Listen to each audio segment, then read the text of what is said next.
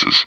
The views and opinions expressed are those of the panelists and do not reflect in any way those of the podcast partners, sponsors, or affiliates. Enjoy. I do my best, but my best wasn't good enough.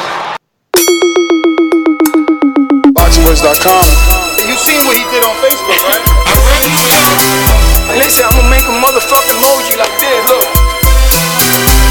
Beyonce production.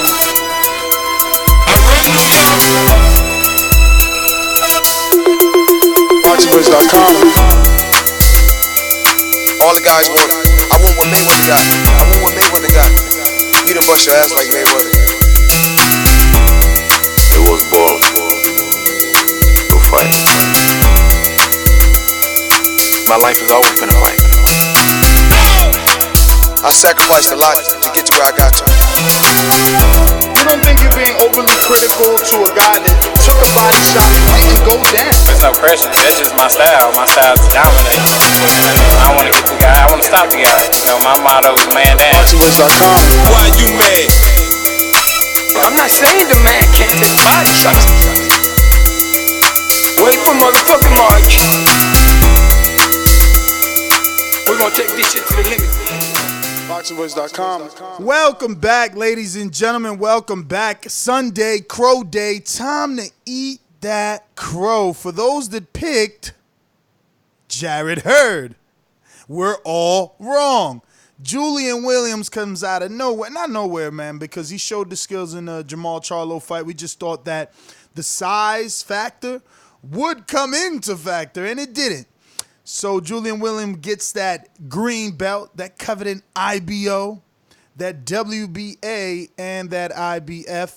This is what we're going to be talking about. We're going to be talking about, obviously, Julian Williams' upset of Jarrett Hurd. We'll talk the official PBC announcement of this year's biggest pay-per-view thus far. Manny Pacquiao versus Keith one-time Thurman is official for July 20th. PBC systematically creating big A-sides. Then we got to talk about Stefan Fulton, is it? I got to double check. Is it Stefan Fulton? Yes, it is Stefan Fulton. We talked about him on the Thursday show and how he was going to be stepping up in, class, and he did. And he won an IBO title. So we got to talk about that. He was able to win a title yesterday. Danny Garcia giving him credit on his IG, saying the two Philadelphia fighters strapped up yesterday, both Julian Williams and Stefan Fulton. Stefan becoming the super bantamweight IBO champion yesterday. We'll talk about Miguel Berchelt and his knockout win over Francisco Vargas. Rinse and repeat from the first fight. I even believe he got it in the same round, the 11th or the 12th this time. Pretty similar to the first fight. But a lot of news and notes to talk about. I mean, Tank Davis, a.k.a. Javonta, is also like on social media beefing with Tevin Farmer. I don't know, if that's sexy since we've always kind of talked about these two beefing. But the new piece of information is that Lou DiBella came out and said he's not sure Eddie can make anything happen, being as though Tevin only has one fight left on that matchroom deal. Time to re-up and make it right was his words. So they're saying, look, man, I know you helped us raise the profile, but now the profile's high and we want some moolah. So, yeah, man, a lot to talk about. Let me go ahead and introduce my co-host. You already know him from Indiana, Big Mike. Beyonce production.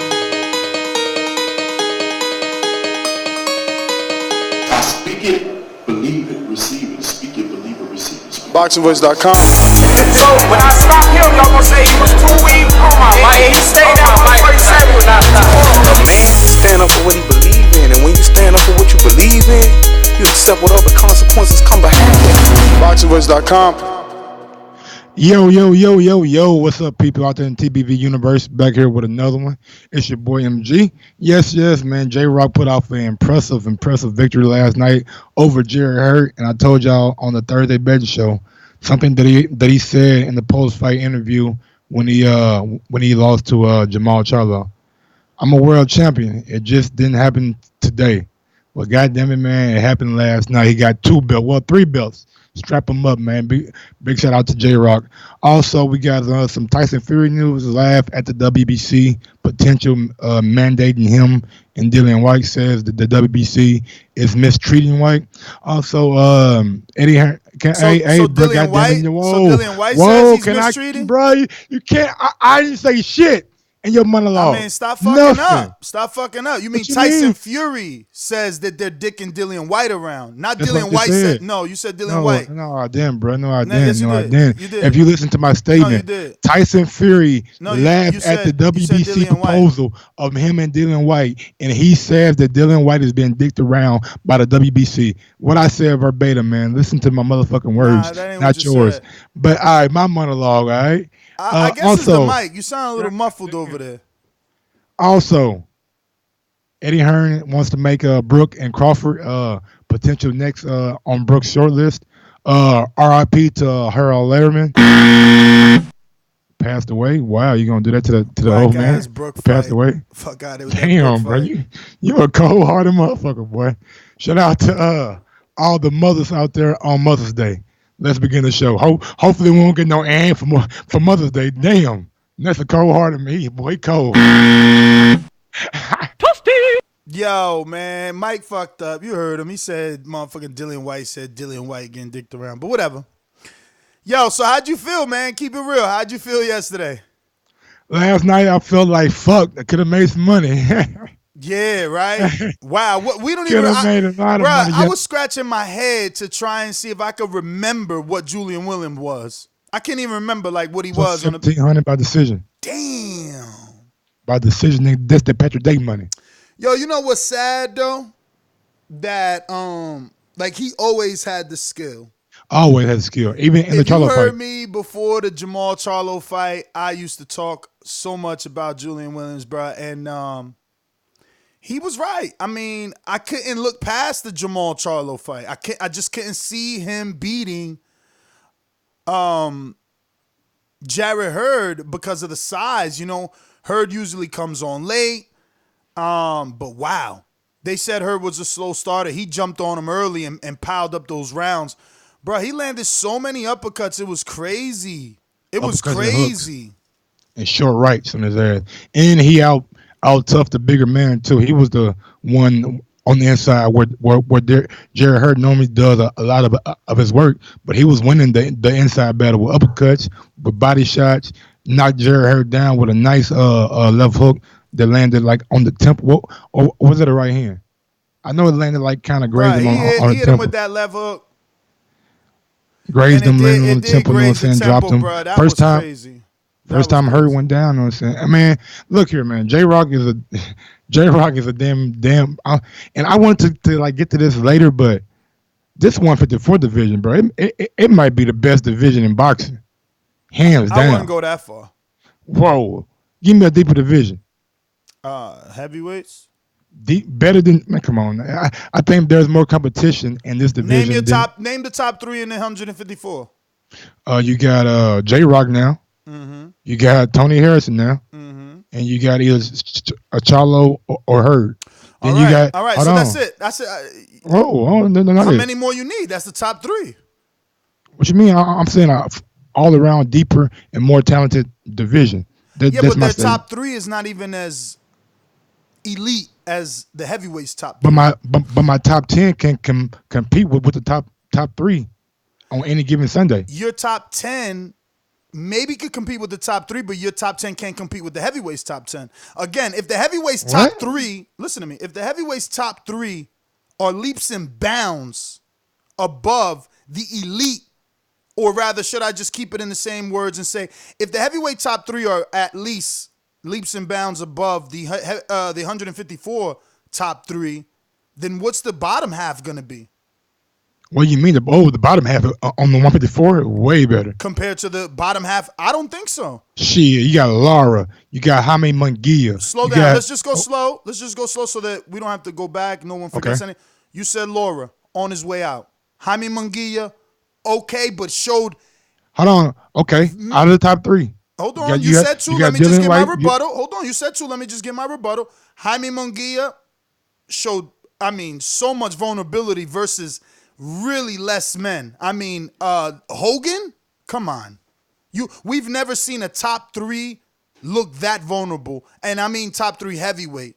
We never seen a top 3 heavyweight get a tune-up. Like, Tyson didn't look like that versus Safara. And Dillian White, he ain't look like that versus Lucas Brown or Robert Helenius. I didn't name Jaime Manguia in my top 3 though. You did mention Jaime. You said not in my top 3. You did. Just say, hold on. You said 3 names. You said Julian Williams. You said Charlo, and you said Jaime. Those were the names you mentioned. No, I did not. You making up shit, bro. Okay. I said Jaime. Julian Williams. I brought Jaime up on my own. I'm sorry. Yeah, I said top 3: Julian Williams, Tony Harrison, either Hurd or Charlo. Exactly what I said. Then you said name the next 2. Then I went down the list. Jaime Manguia. All right, so you're saying Harrison. Who the fuck is Harrison in the heavyweight division, bro? Exactly. Maybe. He's not nowhere. No one in the top 3. Why are you trying to compare them like verbatim? I'm saying as a division as a whole. This division might be the most talented division in boxing. And my argument is that it's not. That it's the heavyweight division. You can't compare fighters to fighters. You got to compare division to division. And I am. You name me 15 better fighters in the heavyweight division than 154 as far as depth wise. You can't do it, bro. Bro, 154 don't even got 15 fighters, bro. Thank you, bro. Thank y'all in the chat. I appreciate it, bro. Y'all know boxing. 154 don't even got 15 fighters. What you mean they got 15 fighters? They don't got 15 named fighters that we care about. Oh my God, bro. They don't. I'm just keeping it real. I'm pulling up the rankings and I'll screen share so you don't have to worry yourself. You know. But yeah, hold on. We got my nigga J-Rock. Then we got Harrison. Then we got Hurd. Then we got Charlo. Then we got Jaime Manguia. Then we got Arizona Lara. Then we got Erickson Lubin. Then we got the guy that took Laura to a draw. Forget his fucking name, but he showed a lot in that fight going against Lara like that. Then we got Trout. Then we got Terrell Goucher. Then we got this division is fucking crazy. Then you got let me get my thinking cap on. Man, what the fuck? It's not too as easy as I thought. Oh yeah, I got Patrick Dayton in that division. That's more talent. Then it's Hogan in the division compared to Carlos Adames is in that other division. Jeff Horn is in that division. Deep division, bro. It's deep. That's all I'm saying. It's deep. All right, and the only reason we're stuck on this is because you never value my opinion. It's like your opinion is this is the best division, and I'm saying I think it's the heavyweight. We got to turn it into an argument because you don't like that I don't agree with you. I think it's the heavyweight. I just don't understand why you don't. I mean, I don't get it. But it don't matter why you don't understand. It's my opinion. Just like this division being the best is your opinion, but. There's no one here. There's no one here that's better than Anthony Joshua. No one here that's better than Deontay Wilder. No one here that's better than Tyson Fury. No one here better than Dillian White from what I see, or at least no one here fighting that type of competition. That's all. It's just a different thing. The stars of the heavyweight division are better than the stars of the 154. Okay, that's fine and dandy. The stars are better, but as a division, as a whole, from top to bottom, the competitiveness in the 154 division is more competitive in my eyes than the heavyweight. Outside of Joshua, Wilder, and Fury, ain't nobody beating those motherfucking guys. But you can't say that about the 154 guys and the one on the top 3. Those guys can be beaten. We've seen those guys being beaten before. That's all I'm saying. Damn. Hey, Mike. Do you think because you yell it or you hold your breath in one take that it makes it any more like it's still just your opinion? It's not that, bro. I'm just trying to get through your motherfucking score. You can't. Right, you can't get through my head. You the man, big dog. You the man. You can't get through my head because you're the one talking about Tony Harrison, Dennis Hogan. Like you mentioned names of dudes with losses. And you talking about that's the best division. And that's the fucking problem with boxing right now. Oh, a nigga Julian like you. Williams. A nigga like Julian Williams right now. A nigga like you. He's Julian Williams. A nigga like you. Talking about dude got losses. What that mean? That mean he wasn't scared to fucking test himself. He had pride enough to go in the ring against Mike. the best. Was that rhetorical or you wanted an answer? I don't want no answer from you, bro. Because, I mean, what it Go on means, to it the means next he level. took a loss. Okay, good job, man. But that fight between J-Rock and Swift Hurd was very, very How you competitive. skipping the main top? We started off with Pacquiao. It's like, that's the Why problem. we started out with fucking That's the problem Pacquiao right ain't fight there. last night? That's the problem right there. You don't respect. I'll make the title up. You switched it around to put Pacquiao and Thurman first. Exactly, because Pacquiao is bigger news. Okay. Is he not? All right. Is he not?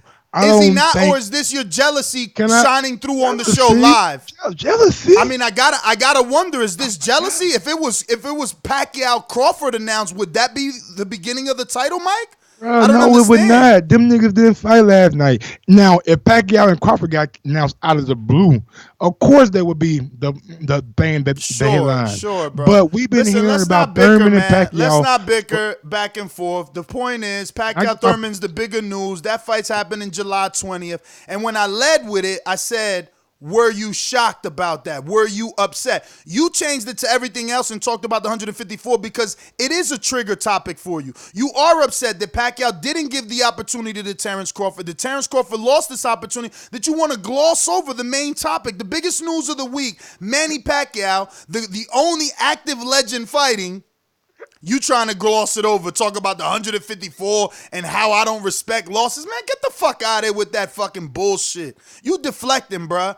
Keith, one-time Thurman, got the motherfucking fight that's going to make him an A-side, a pay-per-view star, and I know he going to do better than 50,000 and 150,000. You better not duck me, son. You better not duck me, son. Yo. Any thoughts? Man. Go ahead, man. This is all yours, big dog. Go ahead. No, I'm asking you any thoughts. Oh, Manny Pacquiao and Keith Thurman? We kind of knew that this was going to be happening. I mean, not a big surprise, you know what I'm saying, in my eyes. That's why it was like a little blimp on the fight last night. It wasn't like they went out to Manny Pacquiao and said, "Hey man, how you feel?" Or they went out to Keith Thurman and said, "Hey man, how you feel about the fight?" Nah, that didn't happen. They didn't treat it like it was. You know what I'm saying? But Joshua, when he was was announcing the fight on the zone, they made sure they interviewed him. That's all I'm saying. And big ups to Joshua for going out there to New York last week and doing interviews with Tracy Morgan, the Michael K. Show. He did a lot of outlets, you know what I'm saying? So big ups to him building his profile in America. That's all we need, man, to make this fight between him and Wilder bigger. But I digress on this Manny Pacquiao and Thurman fight. I believe it's going to be a very competitive fight. I believe Manny Pacquiao went out there strategically and picked his opponent that he wanted. And Keith Thurman got I guess he got the lottery ticket, but I don't you know what I'm saying, necessarily. It hasn't been like a proven fact that if you beat a legend, then you become the pay-per-view star, or if you beat a pay-per-view legend, then you become that guy. So Keith Thurman got some work to do, you know what I'm saying? Got some talking to do, and he got to go in the ring against Manny Pacquiao and leave no doubt in anybody's mind who was a better man that night.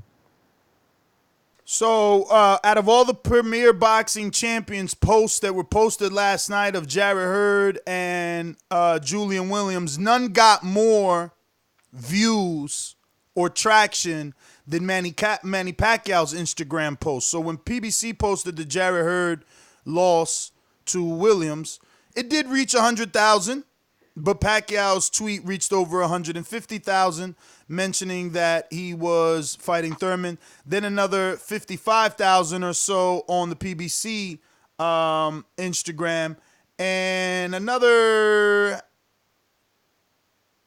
53,000 on Keith's. So just further backing my statement that this was the bigger news. Just to further drive that into the minds of the dumb, Premier Boxing Champions actually posted multiple Jullian Williams posts, none reaching the amount of Pacquiao. Even instant replays of the fight, none reaching the views or reach of Manny Pacquiao. Meaning, or I'm taking it as, that's big news. Pacquiao's back, summer fight, Fox pay-per-view. We seen what Fox and Mikey and Earl were able to do. What I didn't get is where the senator and one time will be fighting. Did you pick up on a state, country? Have they mentioned? I mean, if we're gonna be smart about it, I mean, Manny Pacquiao is probably gonna be fighting in Vegas, where he could probably make the most money, no state tax. Take that back to you know what I'm saying, the Philippines and I have more. But I expect the fight to be in Vegas. Just makes sense. Just makes more business sense at the end of the day. Because you already got Earl and Porter Rumor for Barclays, so the West Coast need a big welterweight fight too. Yeah, man, I never really considered Vegas the West Coast. I know it is, but it's kind of off in a way, man. Wow. So you thinking Vegas? I mean, yeah, Vegas would be the best option. And you're saying because of the state tax, right? Yeah, no state tax. You know what I'm saying? No extra hands in your pockets. So do you think? Damn, bro. So New York is out then, because they definitely charging tax and high tax. So even though they have that PBC deal, it doesn't matter. You think this is a big fight to bring to Barclays, and Keith has done well. Most of his big fights have been at Barclay. When you think about him and Sean, him and Danny, both Barclay, really good numbers with the Danny one, broke the Barclay Center record. I know Pacquiao is a Vegas guy, but do you think any of that old Barclay Center magic, the relationships that PBC have shown that they have with them, could this bring that fight to New York or nah? I mean, I wouldn't do it in New York if I was I wouldn't do it in New York, man. I think you can maximize the profit in Vegas with Pacquiao. Pacquiao's a big name. It draws a lot of attention, and more tourists, I believe, will be willing to come to Vegas than New York. New York is just too fucking pricey, man. At the end of the day. I guess. I guess. You just wanted to be on the West Coast so you ain't got to go far to see Keith. That's all. Nah, I mean, look, I don't know who I was talking to. I'll go back to the Pacquiao topic. I don't know who I was talking to, and I was actually bigging up the West. Vegas specifically, you know. Once upon a time, I didn't really want to really go over there because all you could do is gamble and drink. But, you know, things change now that you can smoke, so I've been all right with it. I don't really want a fight in Vegas, though. It's very expensive. We're looking at $450 to $550 on a flight. Then you got to get hotels and you know, just spending cash. It's a lot to ask of a boxing fan, I think. But when you look at it, man, you got to fly somewhere as a boxing fan. But speaking of flying, we seen Jarrett Hurd come off his feet, man, last night from a left hook of Jullian Williams. Yeah, man, right there on the temple, kind of grazing shot, but did knock off his equilibrium. First time I seen Jarrett Hurd down, one thing that I did notice about the fight, Jarrett Hurd seemed like he was a little bit too relaxed, a little bit too nonchalant, getting to the ring, dapping up people, smiling in the corner before he was finna go to the center of the ring. So I was kind of worried from that standpoint, but then J-Rock came out and just dominated. I'm talking about dominate. Jarrett Hurd had some good moments in the fight. I probably gave him 4 rounds. I think Williams won 7-8 comfortably. Yeah, man, he had a hell of a performance, man. Really putting on good body shots, good short straight rights, good hooks, just good combination punching, man. Williams went out there last night and had it on his mind that he was not going to leave without those belts, and he didn't. Yo, I couldn't believe what I was seeing, bro, when I was seeing this fight. The amount of uppercuts that Jullian Williams landed, the jab was on point. The jab was on point. Man, he was really able to do whatever he wanted. He was so comfortable in there, bro. He was in the inside. He stood in the pocket. Like when we thought, or at least when I thought Jarrett Hurd, Jullian Williams, I'm like, too big. just too big. The Charlo fight always played in the back of my mind, and I'm like, there's no way. No one else could take Jarrett Hurd's pressure and just overall fight style. That the last thing I thought that Jullian Williams was going to be able to do it. But, bro, he was coming from underneath with that upper. He was landing that jab at will. I mean, he was turning Hurd. Man, talk about just to further talk about Jullian, man. He was in tremendous shape, bro. Shredded, poised. I mean, so calm, bro.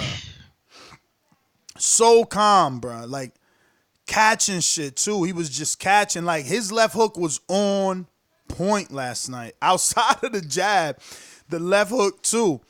The craziest thing, I was gonna post it on the thumbnail, was that he took to Twitter and he told Harrison to beat Charlo up again so they could unify.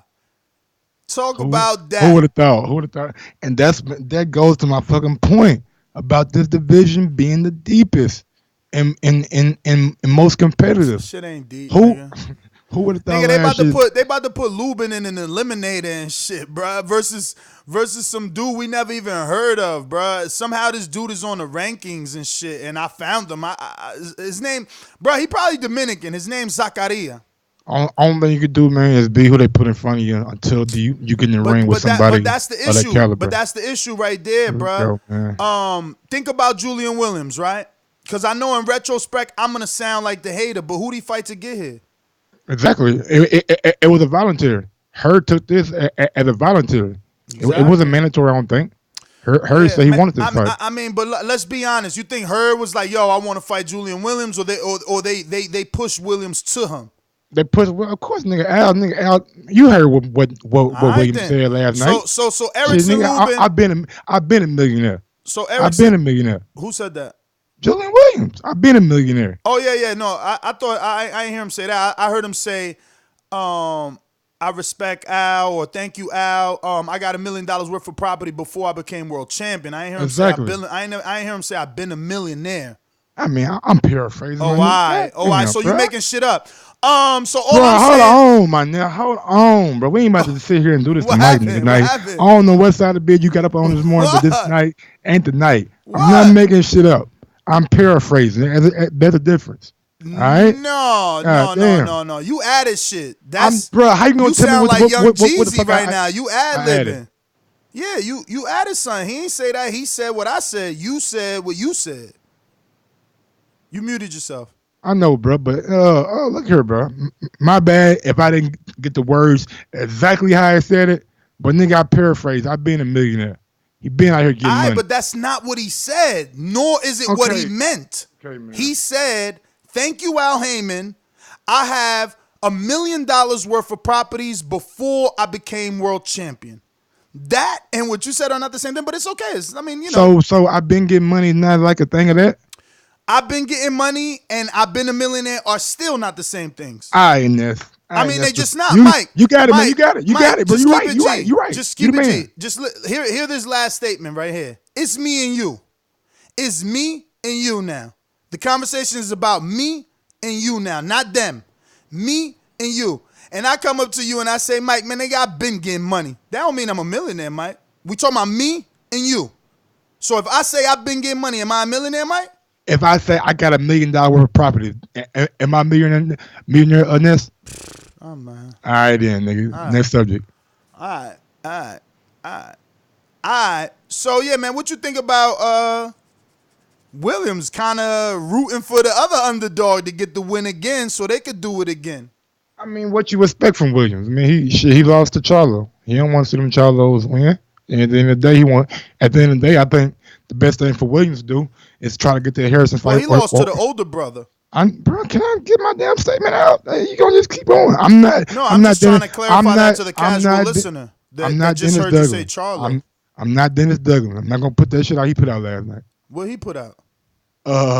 J-Rock beat Hurd beat Harrison beat Charlo, who beat J-Rock. Nigga, that wasn't the same Charlo. All right, fix that up on your Twitter page. But back to the subject. if I was Harrison, I would try to get that unification, and I try to go up and tell Al, man, let me avenge that loss. I was doing good in that fight. I was boxing. I was uh doing my thing. So it is what it is. Yeah. I would like to see it happen, man. I would like to see it happen. He, you know what was up? What else was dope? He offered Hurd the rematch in Philly, and after we seen the success of the Philadelphia Dazn card, I wonder if Al, tries to do it. They can definitely do it. Now they got Stefan Fulton, who also became a champion on the undercard. You got Danny Garcia, and then you got Jullian Williams. I mean, those three guys, you get the services of Gabe Rosado, who's not tied to the zone. I mean, you got yourself an all-action, all-Philadelphia card for Jarrett, Hurd, and Jullian Williams to get that rematch. But would you rather see him wait to see what the winner of Charlo and Tony Harrison and try to make that decision on a unification? Or would you be cool if they came out and kind of announced their immediate rematch the way that Charlo and Harrison did? Well, I do know that there was a rematch clause that they spoke of last night, so I totally expect if Hurd feels like he can make the weight again comfortably, then he will fight J Rock again, and I expect it to be in Philly, all actress fight, and expect another good night night of boxing. But Hurd got some things that he definitely needs to work on before he gets back in there with J Rock, and a little bit more head movement, a little bit more crisper punches. You know what I'm saying? Maybe he could have pulled out the victory, but last night J Rock was just simply the better fighter. Bro, you know what's sad about this? That Hurd, up until yesterday, he was thought of as so dominant. Like, keep it real. It wasn't like you thought Jaime would beat Hurd. You know what I'm saying? And even the way Hurd was talking, even the way Hurd was talking, like, damn, I really wanted that Charlo fight. Now it don't make sense. And obviously this was all before this Williams fight, but I just think after a few fights of us seeing what Hurd could do, we had him as the clear favorite in that division. I thought Hurd was simply the cream of the crop in that division when it came to the 154. I thought maybe he might have been head and above everybody else since he beat Harrison, who beat Charlo. You know what I'm saying? So, but it turns out that, like I was thinking, the division is very deep, man, and Hurd got some things that he needs to do and rectify. I mean, like Wilder said, run it back, big dog. You know what I'm saying? I need my get back. But that's what I'm saying. Like, I always thought of Hurd as the best in that division, especially once Jamal Charlo moved out. I just looked at him like too big, too active, too strong for everyone. And now it's like, damn, you got to rethink all that shit. Yeah. You really do. If you're J Rock, man, you might even want a homecoming fight. I mean, I'm sure he'll get one, bro. I'm sure he'll get one at least. But Harrison didn't. Harrison had to go into the immediate rematch, so who knows, man?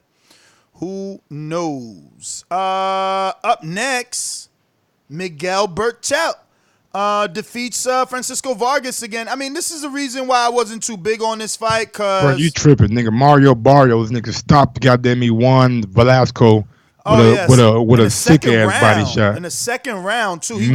He caught him throwing the right hand, countered that shit with a left uppercut to the body. Right there in the ribs. That shit took all the air out of him. Yeah, listen, very impressive by Mario Barrios because Regis Prograis did that in 8 rounds. Yes. So he handled Velasco, and he said, "I want a title shot." He's ready, which is look, it's very bold of him. We got champions like Jose Ramirez, Regis Prograis, and Maurice Hooker. I don't know who the other two are, but interesting to see where the young Mario Barrios goes now and how they guide him. I got the rankings pulled up, and he's number 1 in the WBA. So the issue with that is that means he's gonna have to fight Regis Prograis. Because Yes. Kyle Relic is no longer the champ. Progress defeated him. Progress works with Lou DiBella, who works with Al Heyman, so the fight can be made. But is Virgil Hunter going to allow that fight to be made? Virgil is now in the corner of Mario Barrios, and he always takes a mentor-like role. And, trainers have some say-so in Hey man, real quick sidebar. selection of opponent. Was that the same sister that fought last week?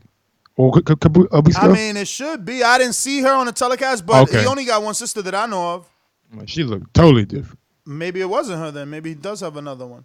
Okay. I don't see Mario Barrios ranked in the WBC at all, which is crazy. Top 15, not there. IBF also not there. And WBO, not there. So, listen, this division is crazy. You got Virgil Ortiz in this division. You got Chris Algieri, big name, still in that division. Raimundo Beltran. Hooker is the WBO champion. Ivan Branchek is the IBF champion. That kid throws a lot of punches, but he's going to be fighting Josh Taylor. You got Jose Ramirez. It's rumored that Ramirez and Hooker are negotiating for a unification, which leaves Progress out there. I mean, listen. Not really. That sets up for the perfect thing after the end of this tournament. If Josh Taylor or Branchard comes through, they'll be fighting Progress in the final. So Progress can't even take a fight in between, huh? No, he's already going to be unified. Why would you take a fight in between if you got because when is this Ivan Branchek Josh Taylor fight happening? And then after that, you got to hope that no one gets a headbutt, no one gets knocked out, so that you don't have to wait 30, 90 days. I don't know. Do you want to sit out? As a newly crowned champion, do you want to sit out? Branchard and Josh Taylor is this weekend. And I'm just looking for options for Mario Barrios. This was about Mario Barrios. Where does he go for this quote-unquote? All right, but where does he go for this quote-unquote title shot that he's saying he wants now? That's all I'm asking. I think he might get a vacant title shot because the way Regis was talking, he's going to try to, after this tournament, try to unify with the other champions. If they're unified, if he can't get it, he's moving up to 147. So that might leave that title for the WBA, which Mario Barrios is ranked number one in, vacant. Yo, this kid Ulysses Jr., I feel like I've heard of him. Is that we just seen him last week, Ulysses? Maybe I heard of him. Yeah. Bruv, how the WBA got Kyle Relic ranked as the champion? Because they haven't updated since May 2nd. But they also got him ranked at number 7. Maybe they updated and they ain't put Prograis as the champion. Yeah, probably what happened. Yeah, that was a typo because he's not even in the rankings. So May 2nd went too long ago. No, that's crazy though. They dropped Relic a lot of slots. So that means it's a typo and Relic isn't supposed to be the champion. It's supposed to say Prograis up there because Prograis not in the top 15 of their rankings, which means obvious typo. But damn, Relic from champion dropped 7. He's to 7. Is that you think that's a lot? I mean, think about Porter. He was upset with the IBF. He dropped 15, bro. He wasn't even in the top 15 after he lost to Kell Brook. I mean, the way he lost, 7. I don't know. Maybe not too bad, but it is what it is. You might take 1-2 fights, get right back into the title contention. It might be Mario Barrios, so you might fight. But also on that card, Korobov and Jonathan Alonso is right there. Wow, 18-0. I wonder if he's still with Lou DiBella, bro. It's this Dominican kid, but he lives in Spain. He's an Olympian, bro. I've been knowing him for like 5 years. He hasn't been able to get that career off the ground in terms of TV, but systematically, still fighting and, remaining undefeated. But he's highly ranked in that WBA, and he's a Lou DiBella fighter if everything is still the same. I'm wondering if that's going to be the guy. But anyways, Matt Korobov and Emmanuel. No. We still on Berchelt. No, we got his options. That's Berchelt is like a whole nother card. Oh, we're not going to that? No, we got the last one on this card. Matthew Korobov and Emmanuel Lean fought to a draw. That draw. Yeah, I thought Korobov probably did enough to win, but I'm not mad at a draw. Yo, that's messed up if you're Korobov, right? That's twice you in two tight fights, man, where you think you won. But, you know. Emmanuel Link came on strong at the end, though. He was fucking rocking Korobov ass, man. He was landing some good hooks, good straight rights and everything. So, big ups to Emmanuel Link. His mom was in the crowd. You could hear over everybody else rooting him on. And he acknowledged her after every round, so I thought that was pretty big, too. So, yeah, man, big ups to Emmanuel Link. Big ups to Korobov. And Emmanuel Link says he wants to run it back. I like JD, man. He said Mikey and Regis. I like that. Yeah, Regis been saying that's a super fight for him at 140, but and you know what? For Mikey, if you're gonna come back down, you said you don't want to come back down just for tune-ups. Come back down, beat the dude that everybody think is like some sort of bully. But Regis said he don't think Mikey would take that fight coming off the Errol Spence loss. That's what he's supposed to say, so that Mikey, doubts himself, or he tricks Mikey into taking it, But interesting fight. It would definitely prove something for me from Mikey, right? Because Regis is a pretty big guy, and it would be his biggest win. Yes, absolutely be his biggest win. Mikey Garcia is a good notch for anybody on I wonder on the if belt. people would say, though, if Mikey handled him, if he did a Robert Easter on him, would they say that Regis wasn't experienced enough? Like in the future, 2 years from now, it's like, oh man, but come on, Regis' biggest win was Kyle Relic. No, man, I don't think you can say that with wins over Kyle Relic, Dongo. Who else Regis beat? Juan Velasco. All these are pretty tough fighters, you know what I'm saying? So I think Regis is battle tested enough to be in there with Mikey Garcia. Yo, to respect guys like Ndongo, don't we gotta respect the IBO more though? Was he IBO champion too? Of course. I thought he was a IBF and a WBA. Well, he got the IBO by knocking out Travasky. Yeah, okay. Trobanowski. And then he tried to unify with Crawford. Oh, hold on. We got a super chat from Joseph Rodriguez Garcia. 160, 147, 154, even 175 is better than heavyweights. Whatever, Joseph. We got one from Count Drago. Can Pac versus Thurman get over 1 million buys? That's a lot to ask for. I guess, man. Go and say it. Oh, shit. Rodden A70 on the super chat said, I put 10 on J-Rock at plus 450. He said I should have put 100. And that was money line. Hell yeah, bro. Imagine if you would have inside nigga when J-Rock by decision. Boy, you would have made So let's talk about my man Stefan Fulton, bruh. He got the win yesterday. I didn't see his fight. Yeah, he got a knockdown too, and he got that IBO. Okay. And he's a Philadelphia fighter. You know what I mean? And Danny Garcia posted it. Like I said, that both he and J-Rock became champion yesterday, and J-Rock unified with multiple titles, so that could easily be read between the lines. But Stefan only got the IBO. So Danny respecting the IBO, And, look, when you look at it, you got to give this kid respect. And that's what I'm saying. It's like, for you use Ndongo to help your case with Crawford. And this is the same thing, right? Because it's like Stefan just beat Paulus Amabundu, who was the IBO champion. We might have never heard of him, but he was the IBO champ. So it's more like, let's shed light on what Stefan did in 16 fights. Don't forget that he also holds Joshua Greer's scalp on his resume. So in a way, he's fast-tracked, It's funny, right? Because I called the rankings guy that does our rankings. I'm like, yo, can you add the IBO? And he laughed at me. And I'm like, bro, like, what's going on? So last night, he's in the UK. So last night, I still sent him screenshot of Jullian Williams wearing his IBO with the 2 belts on around his waist.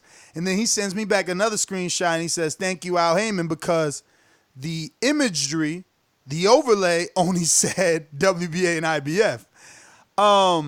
But it's what I'm saying. It's like, who are we? Really? Who are we to say that belt doesn't mean anything when these fighters obviously think it does? Yeah, I've always put respect on the IBO belt, man. The IBO is a belt that most champions, when they win it, they show it, they wear it, and they put it up proudly. You know what I'm saying? Not one of those rinky-dink belts that you just have and don't don't pull back out again. All these champions bring their IBO belt with them wherever they go. Well, not wherever they go, but like every time they have a big fight or something like that, ring walks and shit like that. So Stefan Fulton is in the super bantamweight division, which is a division that took place yesterday on ESPN. Emmanuel Navarrete obviously got the win over our friend Niejo. Yeah. So Ray Vargas is in that division. Daniel Roman with Dazn and Eddie Hearn is in that division. Isaac Dogbe, who lost to Emmanuel Navarrete. TJ Doheny, Diego De La Hoya, the nephew of Oscar. Brandon Figueroa, who just became the WBA regular in that division. And then you got Stefan Fulton. I mean, Gavin MacDonald was there too. Not the sexiest division, but listen, Fulton moves up 66 points. So BoxRec respects the IBO. He moved up, he moved up 66 points for that fight. That put him in the 22 slot in the world. And look, I don't really see names like that I know. I named the ones that are the sexiest, you know what I'm saying? Like, I never heard of Franklin Manazilia. No, I never heard of that guy. Or Ludimo Lamati. And there's a few Japanese dudes here that I've definitely never heard of. Hirioka, man, look. I mean, you going down the rabbit hole. Yeah. But anyway, man, Stephen Fulton, I really haven't seen him fight yet. Don't know that much about him. Probably going to watch his fight. You can catch the knockdown on his Instagram. Someone recorded it for him. I'll try to find a full fight later on tonight after the show and watch it. But he's in the 118 or 115. No, he's in 120. 122. 122. So okay, good fight for him there. You know what I'm saying? Wondering what's next for him. Does he take like a eliminator kind of fight that really propels him to a world title, or do they? Whoa! You just said you respect the IBO. Now you're saying he need to get propelled to a world title. You mean a unification? Yeah, unification. About my bad. It's kind of what Crawford needs to do, unify with Delani Minge, but that's another day. Yeah, it's another day for another story. But also on that card, you know what? I just want PBC to sign him so that you could be like, damn. Because you joking, you laughing it off. See, Stefan Fulton got his belt, and guess what happened? His paycheck gonna change. His paycheck gonna change. Hell yeah, it's gonna change. Think about when Rashid Warren first won his IBO. His paycheck changed, man. Then he unified. Wasn't around, yeah. He beat the Dominican kid for Carlos Payano. Okay, Payano. I believe that's who he beat. Look at OTKP. Stop with the IBO. Please call in and tell me why I should stop. I don't get it. Why? Didn't Gennady hold the belt? Didn't Floyd? Didn't Vladimir? Like the names, AJ? AJ just said in an interview on Yes Network, I hold 4 of the major sanctioning belts. He said it. He's not saying I hold 3 and 1 that is semi-respect. He says I hold 4 of the I got 4 belts in the major sanctioning belt. That's what he's saying. Like, respect your champions, man. They respect their belts. Y'all need to stop that, man. Y'all not nobody. Yeah. Y'all not nobody. You win an IBO belt. See how easy it is. If you could win one and it was easy, then we'll stop respecting it because even you won one, but you ain't win shit. Bruh, Miguel Berchelt beat the shit out of Francisco Vargas. But I said he was going to do that, bro. Like, I don't even understand why this fight took place again. My nigga, why was Francisco Vargas ducking and coming up, pop, getting hit? Man. Ducking and coming up, pop, getting hit. The happiest I was, I texted in the pre-pro, they need to stop this fight, and right there they stopped it. I was happy right there because it didn't make any sense, bro. It didn't, bro. It didn't make any sense. I think this was like a contract obligation. Maybe Francisco had, I'm telling you, Berchelt beat Francisco for the belt. So I think maybe Francisco had a rematch clause that they waited these 2 years to get. But, bruh, he ain't got it. You know, it's funny because the manager that's in the ring with Francisco Vargas, the dude with he had a T-shirt, maybe striped with a blue overcoat jacket, blazer type. You know, we seen him in Vegas. He's Jojo Diaz's manager as well. They were staying in the MGM Grand with us. When we came down, we shook his hair when we first seen Jojo with the green hair. So I say all that to say this. They should have did them two together so that Jojo could have beat Vargas and got the WBC opportunity. Mm-hmm. Because, like, you just retired Vargas. But JoJo's on the zone, though. And your point is? Vargas is a Golden Boy fighter, champ. Oh, he was? Yes. I thought he was fighting on ESPN, my bad. I mean, the fight is on ESPN, but that doesn't mean that he's not promoted by Golden Boy. Okay. I didn't know, bro. Yeah, no, I mean, look, think about Elder Alvarez, right? He was still with PBC, but he went to fight on Top Rank. That's just the way it is, bro. I mean, he's with Top Rank now, but he's advised by Al Heyman. Yeah, but he was with PBC, right? He was fighting on PBC. He won his title or got some clout on PBC. He beat somebody on Adonis undercard where he knocked out a guy. Then he fought Kovalev on HBO where he knocked out Kovalev. Then he fought Kovalev on ESPN. There you go. The point is, people thought he wasn't going to be able to take the deal because of his affiliation with Al Heyman, and he did. Now, why would people think that, though? Why? Because people think the worst of PBC and Al Heyman, right? Like, over and over we see that these, look, I'm showing you now that it went over your head that Vargas was a Golden Boy fighter. They're working with Top Rank. Golden Boy and Top Rank did a fight together. That's normal. The same way that PBC and Top Rank found a way to work for Elder Alvarez to take a multi-fight contract on ESPN. Like, you know, people have it painted out that Al is this bad guy and he holds them back from doing what's right for them. But obviously, whatever ESPN offered Elder Alvarez was right for him. You understand what I'm saying? That probably was the biggest offer that was going to come for him, just like Charles Martin. Martin was offered big money, and Al didn't say no. Sit here and just wait so that you and Wilder can unify because that's what's best for me. For those two belts to stay in my PBC universe. No, he didn't. And that's what I'm saying. People are so quick to judge, but they don't look at the facts. And the facts is Al said, yo, you're going to make the best money over there. Look how much they offering you. I think Al is strategic, and he's doing what a good businessman and promoter do. You look at the landscape, and you see you got a 175 pounder. Who's highly invested in 175? ESPN. They got Garcia, they got Kovalev, they got Better Beef. Now they got Barrera. Now they got Jesse Hart, probably going to move up. He's fighting Barrera. I think Gilberto Ramirez is going to move up. So that's a no-brainer. Yeah, hell yeah, you go to ESPN. Just like Danny Jacobs. Danny Jacobs was an Al Heyman advised fighter, signed a Matchroom, fighting on the zone. Because of who? Canelo, Gennady, Boo Boo Andre, more. I mean, it's more guys over there too. I just can't think of them up right now. But Al is strategic in placing his fighters where they can be the most successful. And I don't know if Top Rank is offering them more than Al, because we all know Al, PBC fighters get a backhand check off their whatever, you know what I'm saying? So maybe they are, maybe they're not. But the opportunity to be world champion lies on these networks. Look, man, I don't know. It I wouldn't sounds be surprised to see we Marcus said the Brown. same thing, bro. It sounds like we say the same thing. Because all I'm saying is, if Al was this dude that is trying to monopolize, he would have never sent Charles Martin over there to make the most money in his life, and he would have kept them to unify with Wilder for lesser money, because that's what fit his monopoly theory or narrative. But that ain't the case. He always sending guys like you just said to make the biggest money for them. Oh, Daniel, it's better for you to be on Dazn because that's where Canelo at. Peace, my man. Go do your thing. God be with you. You know what I'm saying? But people don't see the facts. Anyway. Navarrete demolishes Dog Bay.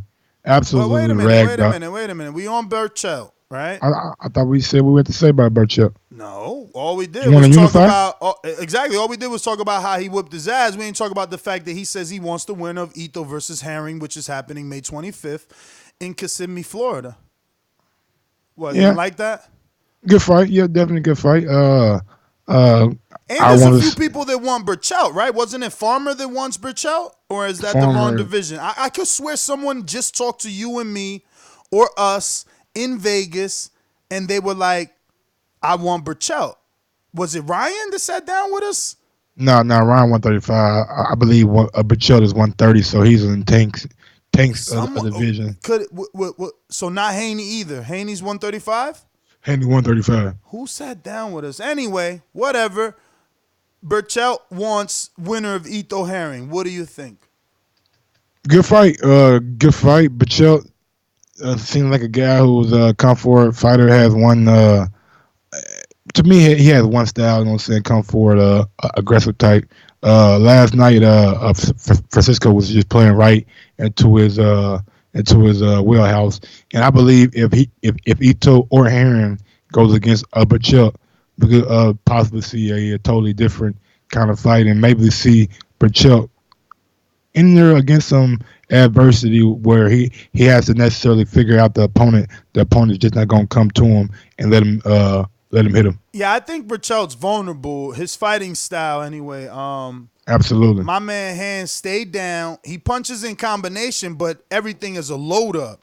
So if someone catches and shoots, you know what I mean, they could counter the fuck out this dude. And he kind of lunges in when he punches too, a little bit.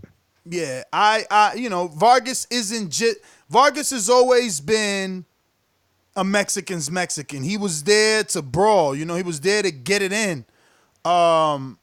But he hasn't faced, I don't know. Let me check what he's number one in the world. I want to see who's around his division. I gotta hear Ron. Oh, that's what it is, bro. See? Now, I mean, let's see what he'll get. Javonta stops this dude. Who? Berchelt. That's the division he's in, and Javonta stops him. I gotta figure out how. Stops him. Let me go to this theory that Ron had right quick about Berchelt. He got his belt in a funky kind of way. Well, while you think of that, don't forget that Andrew Cancillo, he's actually going to be back in action at Fantasy Springs. He's the one that beat Machado. He'll be facing Machado in the rematch at Fantasy Springs. That's what it is. Machado got his belt in a funky ass way. That's what it is. Machado, I don't know. It doesn't even matter anymore because Javonta's now the full WBA. They took that status from Machado. How Machado gonna be the super champion? Yeah. Cancelo beat him. Now Cancelo the regular champion, but Javonta the super champion. That makes no sense. Bruh, it is the WBA. It is the WBA. Like, I'm just keeping it real. I believe it is my opinion that is the most corrupt sanctioning body. The easiest way to tell that is just to check the heavyweight rankings. Manuel Char being the champion is ridiculous. Frezzo Kendo being like 2 or 3 without fighting in the last 4 years. No activity in 4 years. Most sanctioning bodies or ranking systems take you out after 12 months of inactivity. Here, this man is somewhere in the 4th or 3rd position at heavyweight. I mean, WBA, bro, wretched, horrible. Machado. They got Orlando's They got Usyk, bruh. How you got Usyk ranked at number 2 without a fight and an injury? WBA are despicable. I mean, Machado fought for a vacant belt that the nigga that was vacant didn't even lose it. They just took it from him and gave it to Machado in a vacant fight. Didn't even make Machado fight the dude. What the fuck is going on with WBA? Bruh, sanctioning fees, man. Sanctioning fees. The thing is that Golden Boy doesn't listen. What's happening with the internet, Mike, is that they're teaching the boxing fans the ins and outs. Guys like Eddie are teaching us. Like, all that verbally saying, oh, I put in a petition, or Mauricio coming on here and allowing me to question him, and him physically saying that Eddie and Dillian White put in a petition to make Oscar. Like, all that's information that we weren't privy to 5, 6, 7 years ago. We didn't know what was going on. But now, as boxing fans, we can start to see which promotional companies are aligned with which sanctioning bodies, and we can see the bullshit. We can see the bullshit. Absolute bullshit at that, bro. Yes. WBA is horrible.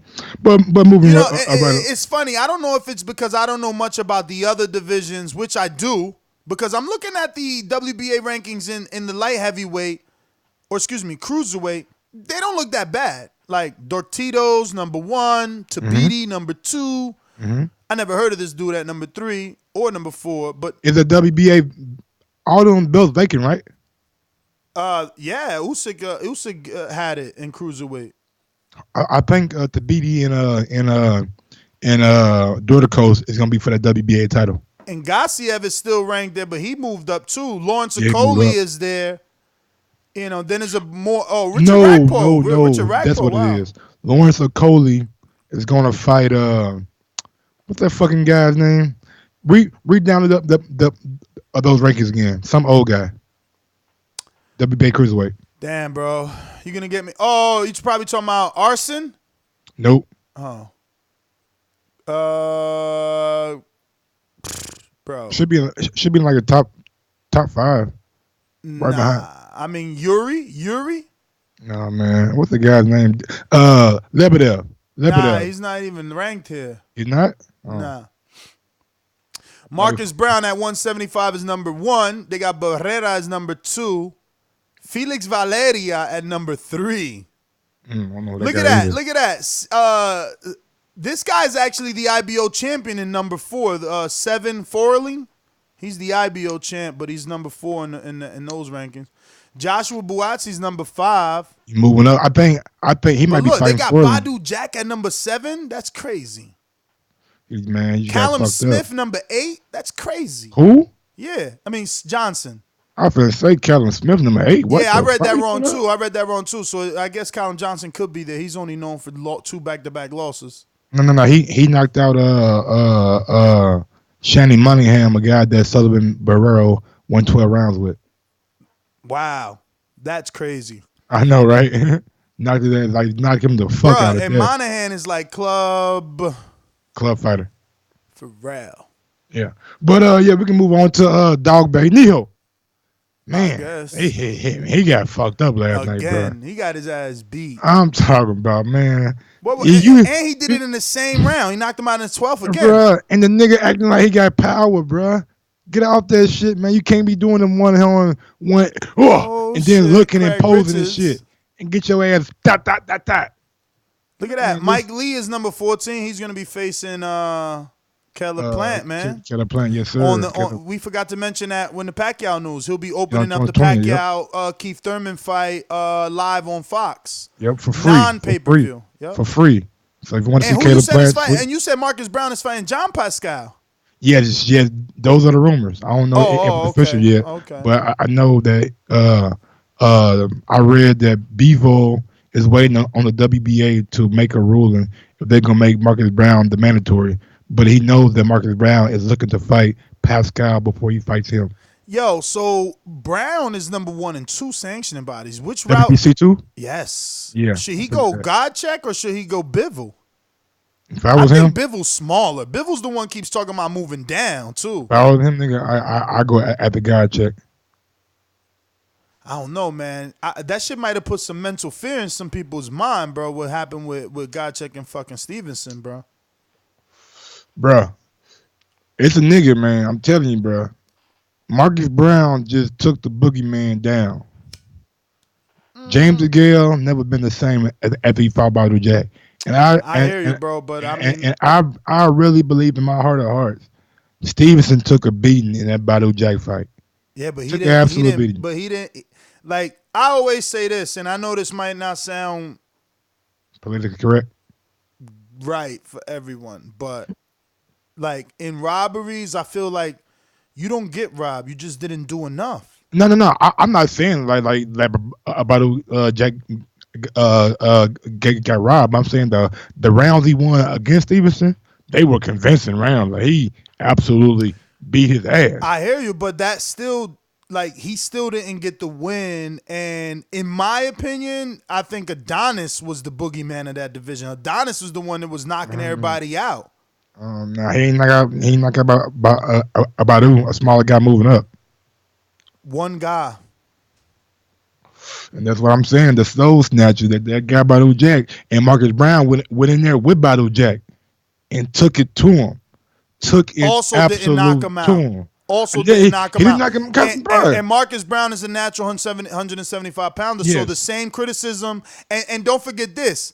I Your don't care. boy Badu Jack is Adonis, not- hold on. Your boy Adonis started his career at 160. He moved up to 68, not because he Adonis started at 160. Yes, and let me finish telling you. He moved up to 68, not because he couldn't make weight, because HBO offered him the Chad Dawson fight. He knocked out Chad Dawson, and he stood at 68. He called out Andre Ward. Andre Ward ain't want that smoke. Then it all became about Kovalev. And Hold then, on. You said Andre Ward didn't want no smoke at 168 with Adonis Stevenson? I mean, that's just how it went. That's just how it went. Is that your interpretation or were the articles and YouTube videos Maybe, out here? I don't know, because I wasn't big on watching people's videos, but Gotcha. So it's that's just how your it interpretation. happened.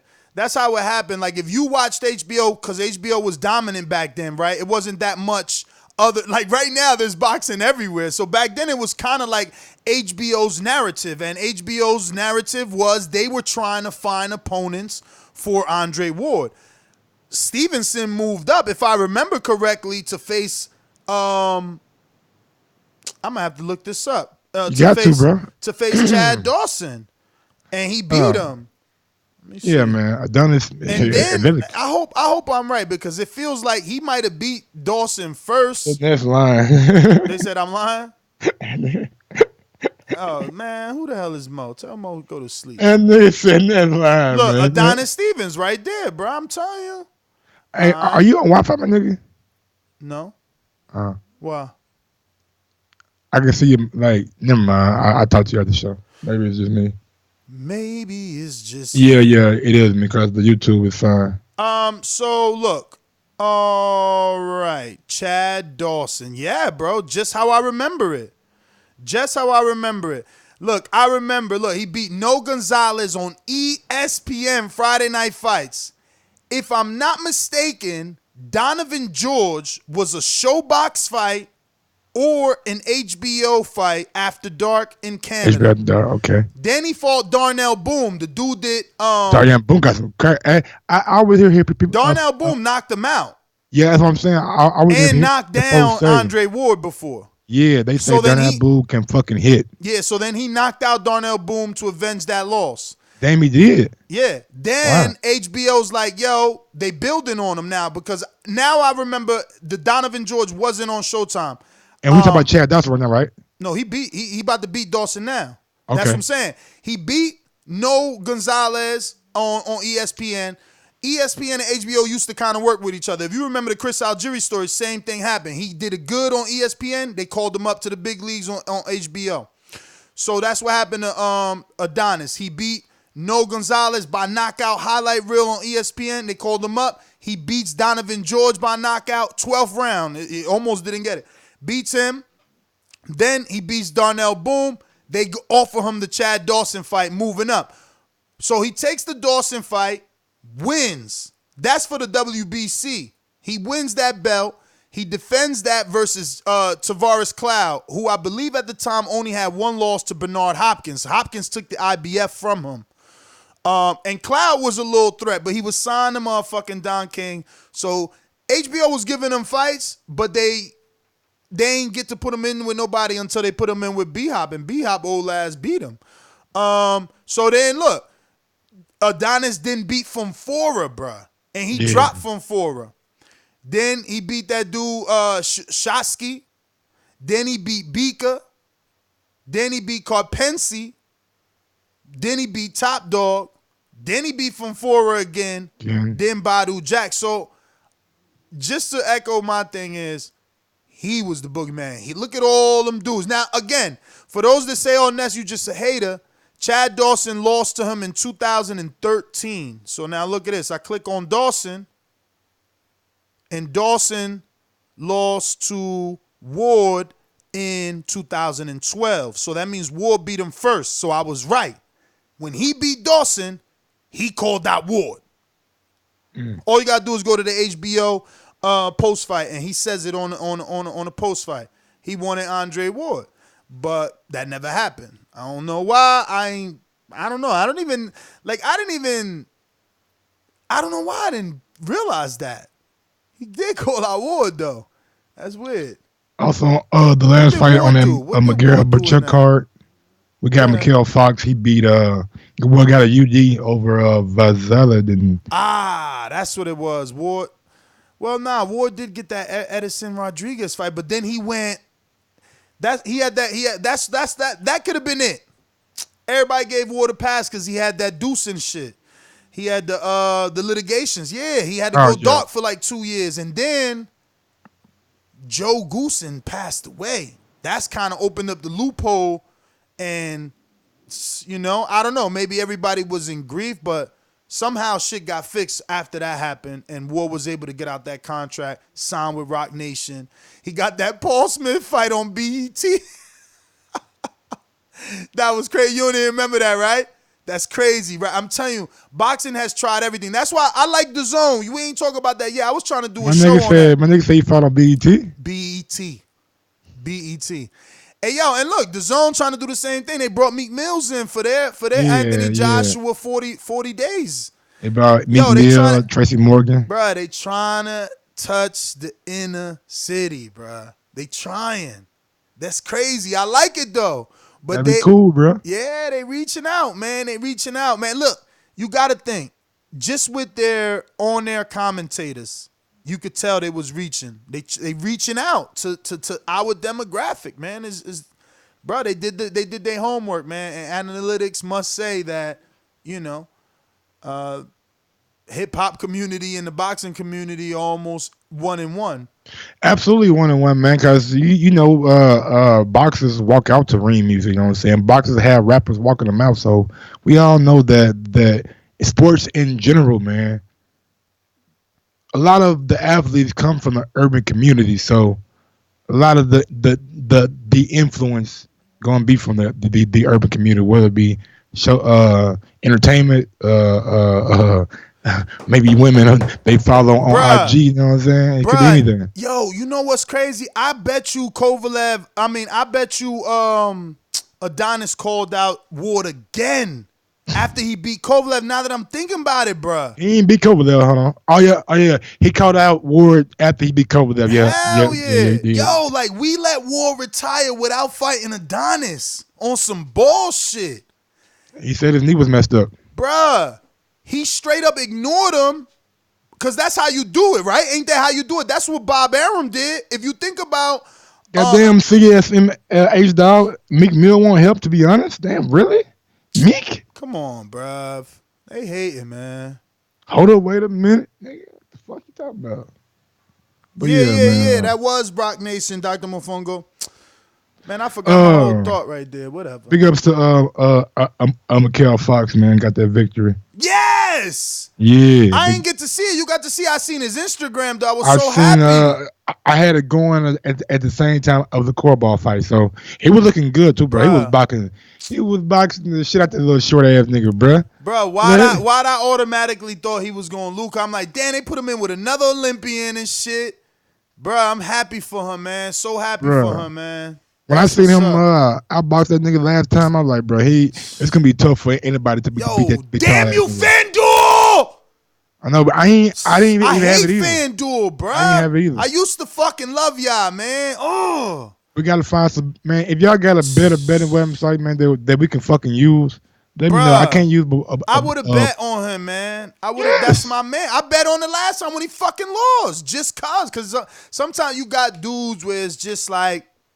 That's my man's in there. Yeah. You know what I'm saying? What else we got? Oh yeah, man. OTKP says congrats to Fox. Both Fox brothers very skilled, but no power. I can't disagree with that, but I will disagree with the fact that like I think Alontas, yeah. I don't know about Alontas. I think the younger brother Mikhail is a little more technically skilled. Technically skilled. Nah, man, I can't calm down, bro, because I would have bet on him. It was, man, FanDuel was fucking us over, y'all. You don't even understand. Ever since they seen us win, they starting to put less and less fights, and it's not fair, man. It's like they don't want us to bet no more. It's corny. I know they don't want to win no money. On a quick tip though, DeMar Nicholson got into not got into, but had some kidney issues, so he had to pull out of his fight. But Lou came out and said he's expected to make a full recovery. So just big ups to him, man. Hope he gets better soon. Tanking. Tenoris Bovada don't work in New Jersey, man. They on some fucking bull crap. Nope. They won't let me do my shit down here either for some reason. Hate that, man. Bro, and I tried to check this other one, my bookie. That was whack too. Yeah, man. A lot of it's crazy, bro. I don't know, like, how long they gonna take? Cause especially here in New Jersey, from the news thing I seen, they've made so many millions of dollars already this year on betting. I can't understand why wouldn't they get a better sophisticated app to cater to people to spend more money. I know, right? Maybe we should do that shit. Whatever. We need a fucking coda. We got a handicapper, right? The people did not like the handicapper.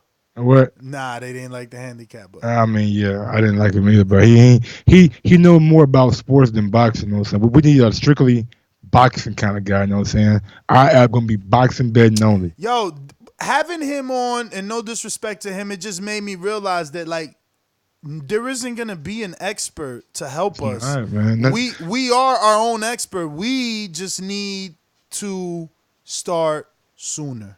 We gotta do a fucking study pod, a study group or some shit. It's gotta be a little bit sooner. But my $1 $1,800 bet gives me hope.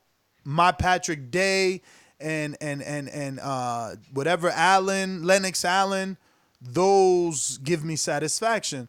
I my know Oscar Rivas. I haven't, bro. I have not even given the betting show 50% of my time and devotion. I just haven't. It's very difficult, but again, it's like I said, by June, which is still time, we still got time. By June, we should be way better. Way better. Yeah, June, motherfucking couple days. Andre Diagano said he did not like the handicapper himself. I didn't either, man. I just realized, dude, like, I know these guys. He's going off of numbers. It's like, yeah, he's going off the analytics of like who but if I'm not mistaken, he was telling us to bet on fucking Julian Williams, and we convinced him not to. Yeah, definitely. And he was the one that was right. He was the one that was right. So I don't know, man. Marcus Smith said Mike is the handicapper. Yo, I didn't even tell you because I was supposed to tell you off air, but whatever. And so yeah, Mauricio might be trying to get you that by the 18th. Damn. Yeah, sweet, right? That's bad, nigga. Yeah. I'm at kind of Brooklyn by the 18th. Nah, I'm fucking with you. I do need. I need you to talk about. Yo, he said, check my list, fellas. Bo did good. Bo, you always do good, but you're a brave bettor. I don't have nearly the heart, courage, or finances to bet the way that you do. Nah, Bo be betting 50 niggas, nothing less than 50. Even if they're less than 50, nigga, he ain't betting. But Bo done built this shit up, though, know what I'm saying? Know what I'm saying? Bo done built this shit up to where he ain't even got to add no money to a nigga ever. Yeah, man, but we're definitely open. We're definitely open to entertaining any handicappers or betting experts here on the show. We'll definitely have you on, feature you as a guest, and talk a little boxing with you and see if we can't learn something from you. And right now, we are very interested in having all these people who are watching right now smash that thumbs up button. It helps with the visibility of the show, helps us get to more people. And with a bigger reach, man, we can do more shit. We can be on Podcast Row at every big fight from now on. So go ahead and smash that thumbs up button, man. That's all you got to do. Just like that. Future, present, past helps with that visibility, man, and it really costs you nothing. It's one of the free ways to help this show grow. It's free? I mean, hitting thumbs up is absolutely free. What? Look, I just hit it, and it's on 107. It just moved to 108. You didn't go in your pocket for nothing. I mean, for the lighter, when I want to light up, champ. I mean, I don't know what else you want me to tell you. It's free, bro. It's free to do. Free to do. We're so ready. what's next on the topic? I mean, that's about all, man. We got that tanking motherfucking Tevin Foreman heating up, you know what I'm saying, a little bit. Tevin got one fight left on his Matchroom deal and shit. What? Yo, I like that Lou put that out there. I like that Lou put that out there because if Showtime really wants it, Tevin gonna go to Showtime with that belt. Tevin's check is obviously gonna increase. You know they're gonna have to offer him more. And Eddie's gonna get match offer. So shout out to Tevin, man. Congrats to him, bro. Yeah, And he only got one more fight. Is Lou counting this mandatory? Hey, it's gonna be the nigga that they got to draw with. I know, but that's what I'm saying. Is it the mandatory or is it the mandatory and one more fight? Like he's saying, right? Like I is don't it know this what mandatory it and is, one more bro. fight? I think it's. Because imagine, can you imagine? That would be If I'm Tevin though, I don't even think Tevin is leaving. I think that's just Lou being Lou, doing what Lou got to do to get his man more money. But Tevin is very happy at Dazn. Man, Tevin, I heard taking pictures with loads of cash in front of him. Hey yo, forget the cash, bro. I mean, think about it. He goes to Showtime. It's gonna be Murderer's Row. Yeah, it's gonna be Murderer's Row. Like what division is he in? 126 or 127? No, he's at 130. I meant to say 126 or 130. So he's at 130 because he want to fight Tank, or would he be moving on? Let me double check this right quick. Nah, bro, he at 130, but dog. You gotta check out. Know it. He at 130. So look, it's kind of better for him to stay on Dazn. Like he gonna go to Showtime, and he ain't gonna get no Jonah Caros. No, he ain't gonna get none of them niggas. None of them dudes he was fighting. None of them do. Like, look. Let me just tell you what he got. And what's that nigga name? He fought down in Australia. Let me just tell you what he got on Dazn. On Dazn, he got James Tennyson, Francisco Fonseca, and Jonah Carl. Now he about to get. Jonah Carl got a draw with. Oh, he fought somebody. He about to get Guillermo. No, that ain't even his name. This dude's name. Let me get Jeffrey. I thought I knew how to pronounce this. But Tevin fought somebody He's from France. On ESPN Plus too. Yeah, no, but that was on ESPN. That wasn't that. That's Billy Dib. That's when he won the Billy belt. Dib. Yeah. Let me see this here. Let me see who's this. Guillaume Frenoy. He's France. He's from France. So Guillaume Frenoy is who Jonah Carl got a draw with. So this is who Tevin about to fight. So again, I just want you to hear that.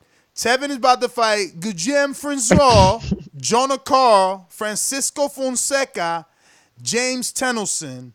Okay? Billy Dib, I'm sorry to say, was the toughest competition he's had in the last 2 years. So shout out to fucking Tevin Farmer and Eddie Hearn. They've raised his profile tremendously to the fact he raised it so much that Tank tweeted out yesterday, I'ma beat Farmer and them other guys after. Tank is usually Farmer coming at him. And shout out to Farmer for posting the video of Tank really looking like a tank on his IG. Did you see that? Oh no. Oh, I'ma find that. Hold are on. you gonna play it right here right now? Fuck yeah. Oh shit. Let me see Tevin, man. See that? See what Tevin out here doing on his IG, man. Oh man, Tevin always coming at Tank. That's what I'm saying. Leave people alone, man. But look, while I do that, let me go back to these rankings, world rankings, just to God damn. Just to see, because they're gonna. Okay, so now. That nigga Tank look big as hell. So look. Tevin could stay there because he got that Joseph Diaz fight. If he re-ups with Dazn, he'll get that. Francois fight is obviously happening. He'll get that Joseph Diaz fight. You know what I'm saying? And I don't know. That's about all I see. That's about. Francisco Vargas is a Golden Boy guy. Maybe they could somehow give him that dude, and it's like giving Francisco another title. Gonna kill that nigga, man. I mean, Tevin. right? I mean, Tevin. Yeah, Tevin gonna beat the hell out look, that they boy. could also give him Jason Sosa, right? Jason Yeah. Sosa still with Golden Boy, right? Nigga that lost to Lomachenko. Jezreel Corrales also with Golden Boy. But if you go the other way, if you go the other way, you see they trying to put Tank in there with guys like Abner and Leo, you know, so they gonna want Tank versus Farmer right away. Maybe they give Farmer one fight in between like that. You know what I mean? Like, yo, here goes one fight, then you fight the Tank fight to like introduce him to the Showtime audience. But I don't know, man. I don't think I would go. I mean, you go where shit is best for you and where you can make the most profit. You know what I'm saying? No matter the competition. What's over there though? I don't see like I'm looking at the top 25 and PBC ain't got nothing. That's why Tank ain't fighting. Yeah. They ain't got nothing. What are you gonna go? That's why they moving motherfuckers up to fight Tank. Exactly, and that's what I'm saying. So why would Tevin sign to go over there as food? Yeah, why would you? Bro, he's not gonna leave the zone, bro. He represents the zone hard. He gonna go back to the motherfucking meeting table and say, "This what I've been getting. This what I want. Slight increase. You pay it or you don't." Bro, and he got easy options like Lamont Roach. Option 2. I don't think so. Lamont Roach is on the come up for Golden Boy. They could offer him a title shot with Farmer. Like Farmer could get so many defenses over there. That's what Ron asked him. Like, how many? You just want to get a defensive your whole career? Yeah, remember he told me that he's not in no rush to move up to the 35. He's good at 30. So, yeah, man. But that's that. Where else we got? That's about it. Yeah, I should show his thing let me see. I mean, whatever you want to do. You know, the issue is this feedback. I haven't figured out why when I play a video, I get audio playing back. Fucking whack. Yeah, I mean. So Where the video at? It's right here, but it's going to echo, man. That's what I don't like. Nigga, put the damn volume off. Can't.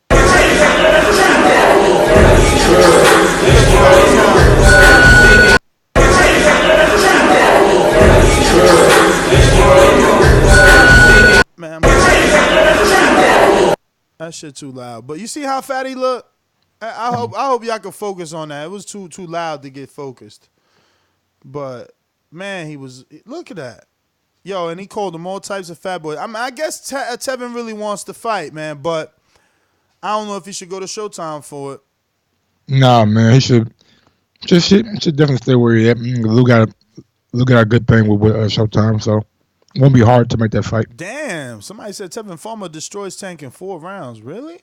Boy, you smoking ditto. It's gonna be a 12-round fight. Yeah, that's another fight, Gary Russell. But Gary Russell got to move up, man. He's staying down at 26 all his life, man. That nigga fight one time a year, man. He ain't tripping. Getting his meal ticket every time he fights, so he good. But yeah, man, go ahead and smash that thumbs up button, man. 350 watch. I need 350 thumbs up right now. Not now, but right now. Yeah, man. So we going out to these callers? Let's play these sponsors first, though. Okay. So, he fat.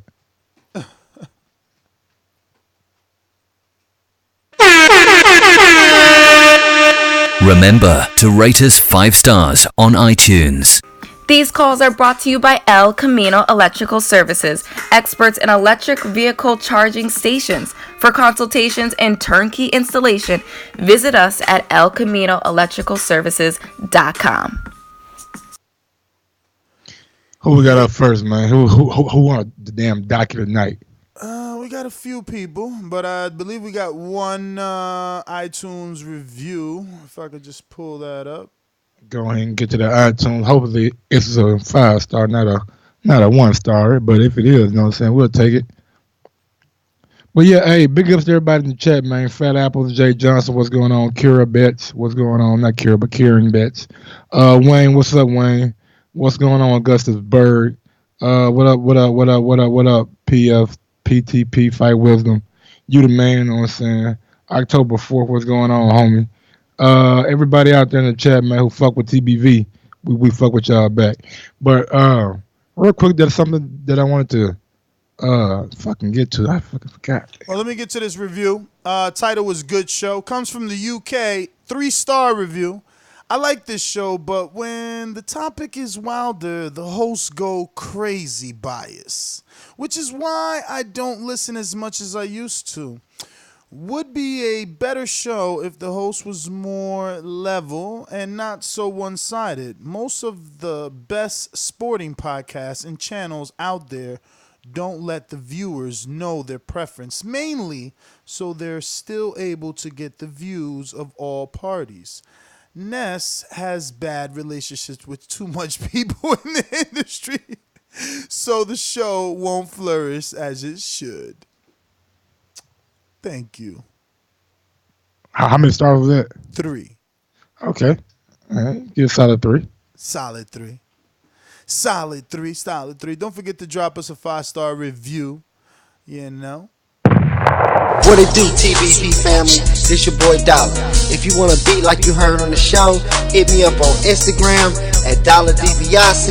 That's DOLLA_DIBIASE. Let's get it. Alrighty then. Who on the docket tonight? Looks like we're going to mastermind in the Nolia. Oh, it's like this, man. Have you ever taken those pills, the laxative pills? You know, the ones you take, you pop, and you wait for 20 minutes, you go to the toilet, and they go through you? Mm-hmm. I'm gonna go through this, man.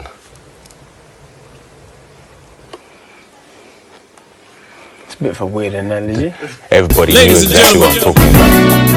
I'd like to introduce to you a young fella, and he comes from the Magnolia. What the fuck, man? You know what up, homie? Whoa, what's good, man? Shit, bro, I want to give a big shout out to J-Rock. That's how you fucking win a championship. You get in there with the champ and you take it from his fucking ass. You didn't see that shit like what Danny Jacob did when he fought Canelo? He fought an alright fight, but that's how you take the belt from the champ. You know what I'm saying? And Cholo gonna get his belt back because, man, y'all keep saying like Cholo got beat, dog. Man, that dude ain't beat Cholo, man. He didn't take the belt from the champ. Shout out to J-Rock. He done set the bar high. He done showed everybody how you go in there and you come out a two-time champ, man. But he got 3 belts, right? This man got 3 straps now, man. Come on, man. That's good for this unification shit. That's my code. I'm a born right back, eh? Hey, Mike, you know what? I forgot to talk about this. The Charlo Adams, like, we never really spoke about that. This is official. Like, it's official now. It's live on Showtime, and I think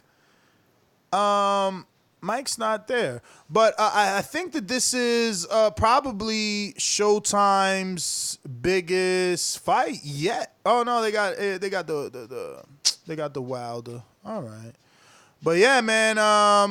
Jamal Charlo, the brother of Jermell Charlo, versus Brandon Adams is official. They actually had Adams on the telecast yesterday. So it was cool to see, and I think this is a good fight. This is a great fight. I can't say great, right? I would have want Adams to have maybe a little bit more of an activity, you know. But he did do very good in the Contender. He was able to rack up quite a few wins with some decent names. To put him right in this position. And, you know, it's up to him to capitalize. He is a bit short. He's 5'8", and I think Charlo might be right around 6 feet even. And he's obviously dealing with the harder puncher. But I'll say this. Jermell, in my opinion, has been in with the better opposition out of the 2 Charlos. I know you might not think that, but you might need to open up BoxRec and go back and just check. Jermell has even fought in Gabe Rosado like 5 years ago or some shit like that, you know? He, I think, is a little, or was a little more skilled. I guess things change, right? He was technically, in my opinion, the better boxer. I felt like Jamal was the bigger puncher. But we've seen kind of that transition in Jamel, him becoming a puncher as he changed trainers. But anyway, back to Adams. Adams, you know, was coming off of the Shane Mosley win, Shane Mosley Jr., Eric Walker. He's got the Ivan Keetroff win, Tyrone Brunson, the John Thompson. Now, these are all fights that either took place on Contender or right before Contender. His only loss comes to Willie Monroe Jr., who was supposed to fight Jamal Charlo, lost to Gennady Golovkin, and beat Brandon Adams 5 years ago on the Bucksino tournament on ESPN. So, man, shout out to ESPN, bro, because they really built both these guys and John Thompson. That's where he made his bones from. Nothing on Adams' resume is going to tell us that he's going to be able to beat Jamal Charlo. It's going to have to be that will and that stamina. You know, can he be more active than Charlo? Being the shorter man. It's only 2 inches. Mike's back. So, Mike, we never really spoke about this fight. It's actually official. They had, obviously, Brandon Adams on the telecast. It's taking place June 29th. It's going to be on Showtime, 9 p.m. Eastern. Yeah, so for the WBC, what is it, interim silver? What's going on here? Interim title. Jamal Charlo is the interim champion right now. I think Jamal Charlo was a damn good fighter, man. One of my favorite fighters. Good boxer puncher. Great jab, man. Ronnie Shields definitely knows how to have his guys in tune with that jab, and Jamal Charlo has a tremendous jab, nice right hand, nice punch selection. Big guy for the weight, you know what I'm saying? So I think Brandon Adams, damn good boxer, showed a lot in the Epic series, the Contender.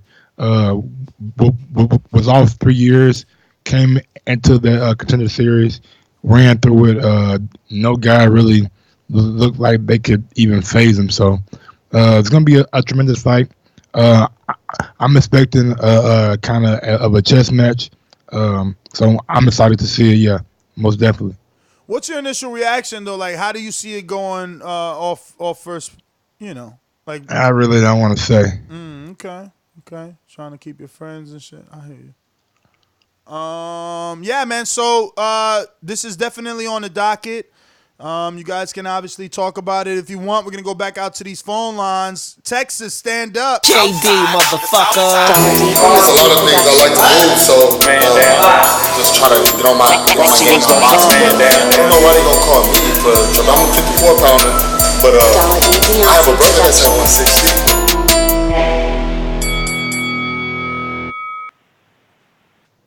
Yo, I agree with everything what just called in and said, right? Except he didn't have to bring up my man Danny Jacobs' name, though. I mean, that's old news, right?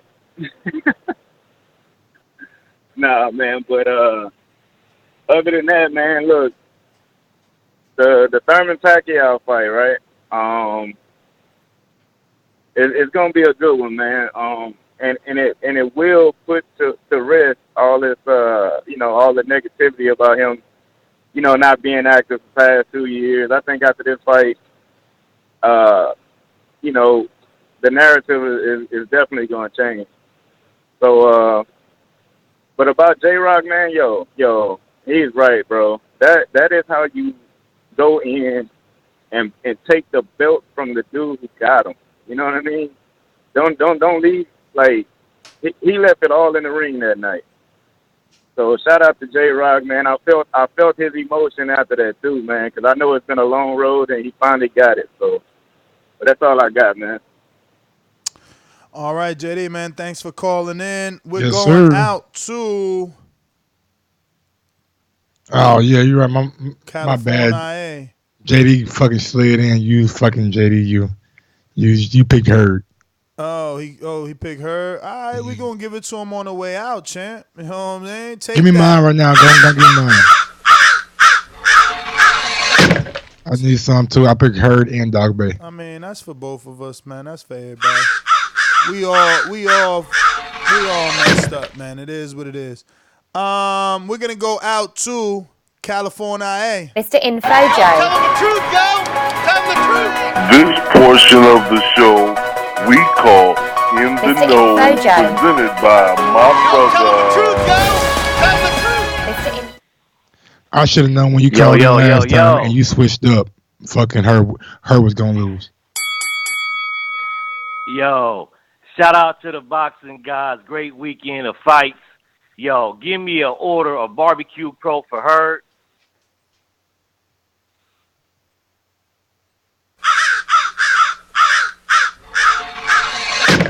He picked Korbob too. Yo, this is my first time picking Hurd and he loses. Shout out to Philly. Shout out to J-Rock. He boxed beautifully. He beat Hurd on the inside and the outside. Great jab, great punch selection. He stayed relaxed and poised. He was in great shape. So far, for me, this is the upset of the year and fight of the year. And once again, this fight showed that you can be knocked out and lose and bounce back and become champion. To any of you boxing fans thinking your favorite fighter is Floyd, is not going to take a loss, you delusional. They all going to lose. But the thing is, we as fans, man, we got to start throwing these dudes away, man, and giving them a shot to bounce back like J-Rock did. Man, all y'all motherfuckers. Stop, man. Let Info get his call on. Nah, man. I mean, I swear, J-Rock touched so many people with that one message that everybody that call in now is saying that. And that's cute. That's cute. Because it's true. Facts, though. It's true. We shouldn't be throwing them away. But goddamn, can we get some originality in this motherfucker? Hey, man, I'm just shouting out what he said. It's facts, man. Man, dudes is already throwing fighters away, man. Man, they already not giving them a shot, man. We got to stop that shit. I guess. Yo, Info, let me ask you a question real quick. What division is deeper, 154 or heavyweight? 154, I would say. Thank you, sir. I think so. They're actually about even, man. But I would roll 154. But I think they can beat each other, man. But I'm excited for Thurman and Pac, man. I'm glad this shit is official. One time for your mind, I'm picking Thurman to KO Pac in a tough fight, and this will put Thurman back at number one because he still will have the best resume in a division. Yo, yes! No doubt. Yo, shout out to Mario Barrios. We got to start putting this dude in the conversation with the rest of the guys in his weight class, man. The dude, he improves every fight, and he's looking good. I think he's the dark horse of the division. Yo, what else? You listening to the number one pound for pound boxing podcast, the voice of the people. There is no equal. Put those thumbs up, hit those thumbs up, subscribe, join Patreon. This is the shit. Peace. Yes! Mike, I see how you try to slip that in there. Brandon, I'm gonna ask everybody. Same question to you, Brandon.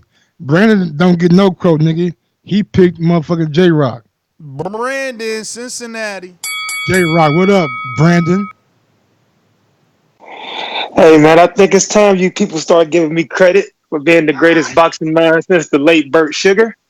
I tried to tell you guys Thursday that J-Rock was going to do it. I've seen the chinks in Hurd's, armor a long time ago. Being big and laying on people and just being bigger than everybody don't only get you so far. He ain't really got no skills, man. Punches be televised. I saw it a mile away. So hopefully you motherfuckers start listening to the great boxing mind of Brandon Maurice. Only thing I regret is I'm not a bettor, because if I was a person that bet, I would be making so much money, man, because I'm usually always right. Bro, you would make some money, nigga, by decision. For real, like plus 1,700. Yeah, man. Why the fuck you lying? Why you always lying? Yeah. So, props to myself because I tried to tell you people, but y'all was on the hype train. Tried to tell y'all about Harrison too not too long ago against Charlo. I said Harrison was gonna win that fight. None of y'all wanted to listen. Hopefully y'all start listening to me now. 2019's realest caller. But as far as Thurman and Pacquiao, Thurman need to go ahead and knock him out because at this point I think Pacquiao is just in the way. I think Thurman's gonna stop him, but I just hope Thurman don't fuck around to retire after this and run from the kill. I got a feeling that's what I got a feeling that's what he gonna do, man. He gonna knock Pacquiao out and be like, "I've accomplished all I need to accomplish your boxing." I done did all I need to do, man. I didn't prove myself in the welter division. I am this era's Floyd Mayweather. Yeah, man. And I mean, I ain't hating. I said he gonna knock Pacquiao out. I just don't want him to run. As far as Dog Bay, man, I just feel bad for the kid, man. They keep letting this guy get his ass kicked for 12 rounds. Throwing their towel in with a minute left ain't doing no good. Hey, man, why they do that shit, bro? You gotta hope, let that man get his ass for another minute.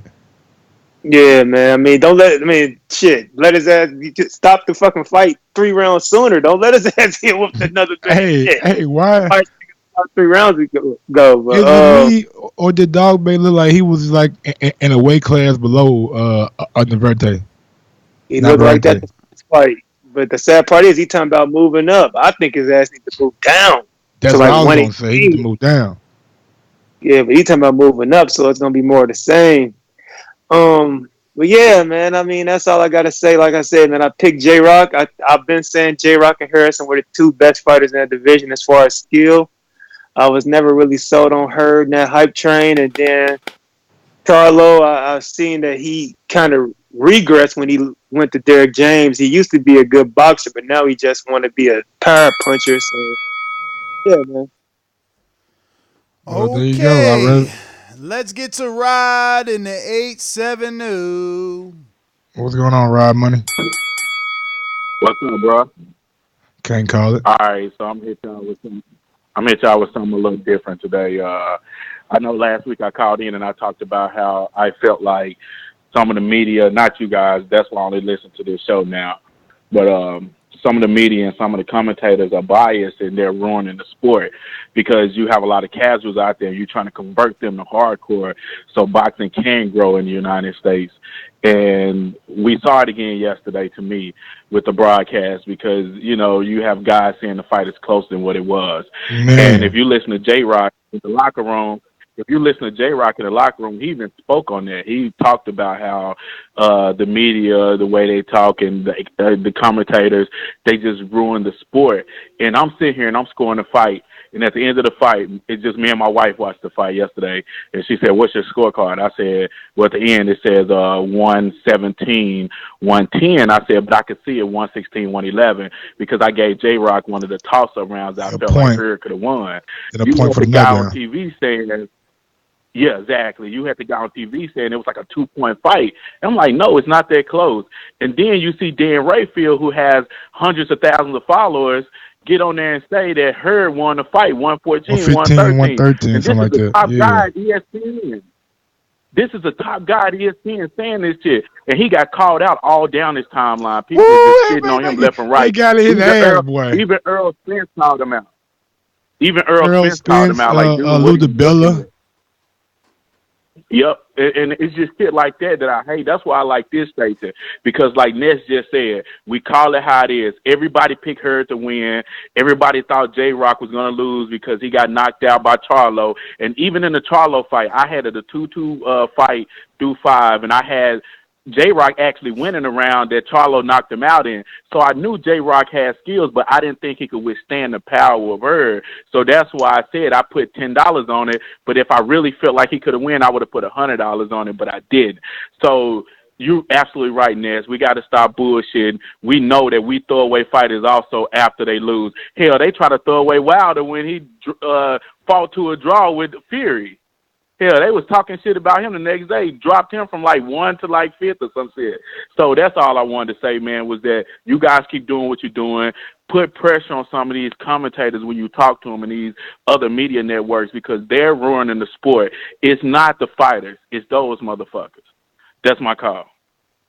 Yeah, man, they got in Dan ass though, bro. Talking about 115, 114, 113, something like that, bro. I was like, nigga, what fight did you watch, my dog? He not ain't no way in hell Hurd That's crazy, won majority of man. the rounds, But you bro. know, listen, man. The thing is, No, it's like I say it about ain't about what you see or selective.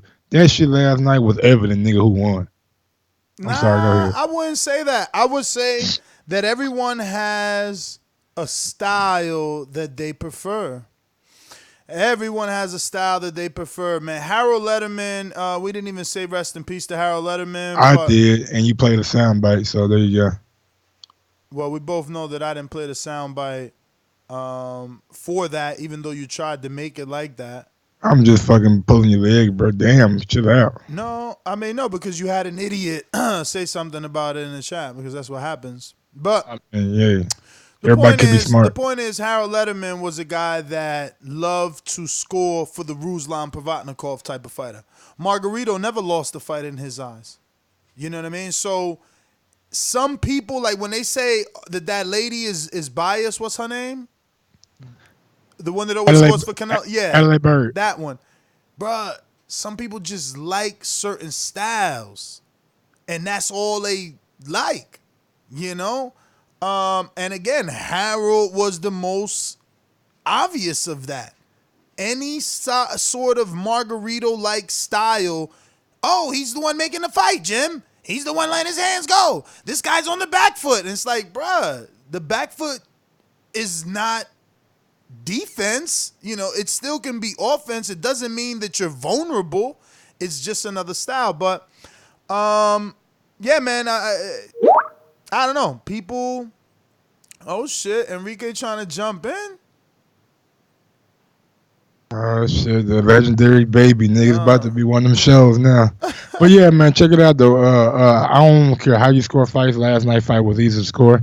I had an 8, maybe 9 rounds to my guy J Rock. He went in there, was the aggressor, landed the cleaner, harder, sharper punches, knocked the guy down, had his guy visibly hurt on multiple occasions, landed some damn good shots on Hurd, and like I said, I feel like Hurd was maybe a little bit too relaxed, too lackadaisical in this fight. I seen a lot of smiling. I seen a lot of fist bumping and fist tapping on the way to the ring. This focus wasn't really as it should have been for this level of fight, because I think he took J Rock lightly because he thought that since Charlo did it, I could do it. You know what I'm saying? Nah, man, don't go like that. You got to put in the work. Yeah, he definitely did good, man. And you see, I like boxers, you know, and he was definitely the boxer. Jared Hurd was kind of using his face to come in, and Jullian Williams was picking him off with that jab left and right. Enrique Church, your camera's off, champion. Let me get to Vito in Malaysia. Talk to me. What up, Vito? What up, TVV? First of all, I'd like to say hello. We hear Yeah, you. we here. Okay, good, good. I'd like to say I see some in the chat section, and even some YouTubers saying that Hard is a hype job. I beg to differ. Hard just J Rock was just a better fighter, you know. J Rock is a better fighter, and I think J Rock kind of figured out Hard because he was better on the inside, he was better on the outside, you know. So Hard generally just is just a pressure fighter, you know, like what's his name, Big Baby Miller, you know, that kind of fighter. They don't really have power to say, but they just wear you down by beating you up, you know, putting in that pressure, and that's the kind of fight that's the way they fight. So personally, I just feel that J Rock did the better job and made the better adjustment for the fight, and that's it. So just don't remember this is the same Hart that beat Lara, so it's not a hype job. That's my call. Absolutely, yeah. Y'all remember that shit. The same guy that beat Laura. A guy who's reigning in the division for years. Yeah, man. I mean, all this is boxing's cliches coming back to haunt us. It's like everyone is saying about they're following in the footsteps of Julian Williams in his speech, right? Like, oh, let's not throw these fighters away. So it's the same thing, we can't write them off, and that's why Harrison got the win and Williams got the win. Things that we weren't expecting basically happened. Absolutely. Tune-ups, bro. We called them a tune-up. We thought Williams was a tune-up. I didn't think that. So, all right. Anyway, a tune-up, bro. I don't. You know what a tune-up is, right? Like tune-up is like who Jared Hurd fought previously. Mm-hmm. What's the guy he fought on Wilder's card? Wellburn. He a tune-up. You know what I'm saying? He a guy you come back and see how your fucking arm or something doing, or how your injury gonna come back against. J Rock ain't no tune-up. Like my guy said, man. He was winning. I mean, he wasn't winning, but he was in that Charlo fight up until he got knocked out. Oh, hell yeah, he was. Hell yeah, he was. His jab was popping, too. Like I always say, bro, that shit always stuck to me. I'm not a world champion. I'm already a world champion. I'm just not a world champion today. That's what he said in his post-fight interview. I don't know why that little phrase always stick with me, but that shit always sticks with me. Well, I mean, the bottom line is... What the fuck is Enrique doing? I don't know. The bottom line is that coming off of the Charlo loss, he didn't look like he did last night. I can't say against versus anyone that he fought. He didn't look like he looked last night, and that's why he was his hometown fight for Jared Hurd while he waited. Remember, this was always gonna happen. Just Jamel was not supposed to lose, so that after this, it could be an immediate unification. Yeah. But Jamel lost, so now he's having the rematch. But this was always supposed to happen. This was always supposed to be his hometown fight. So it's only a good thing though for that division in boxing. It puts a bigger light on that division, man. Like we got killers that we know about that we think killers.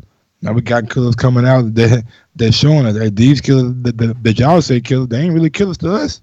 We can beat them with Harrison and now Julian J. Rock Williams, and I love to see that fight happen again in Philadelphia. It's only right.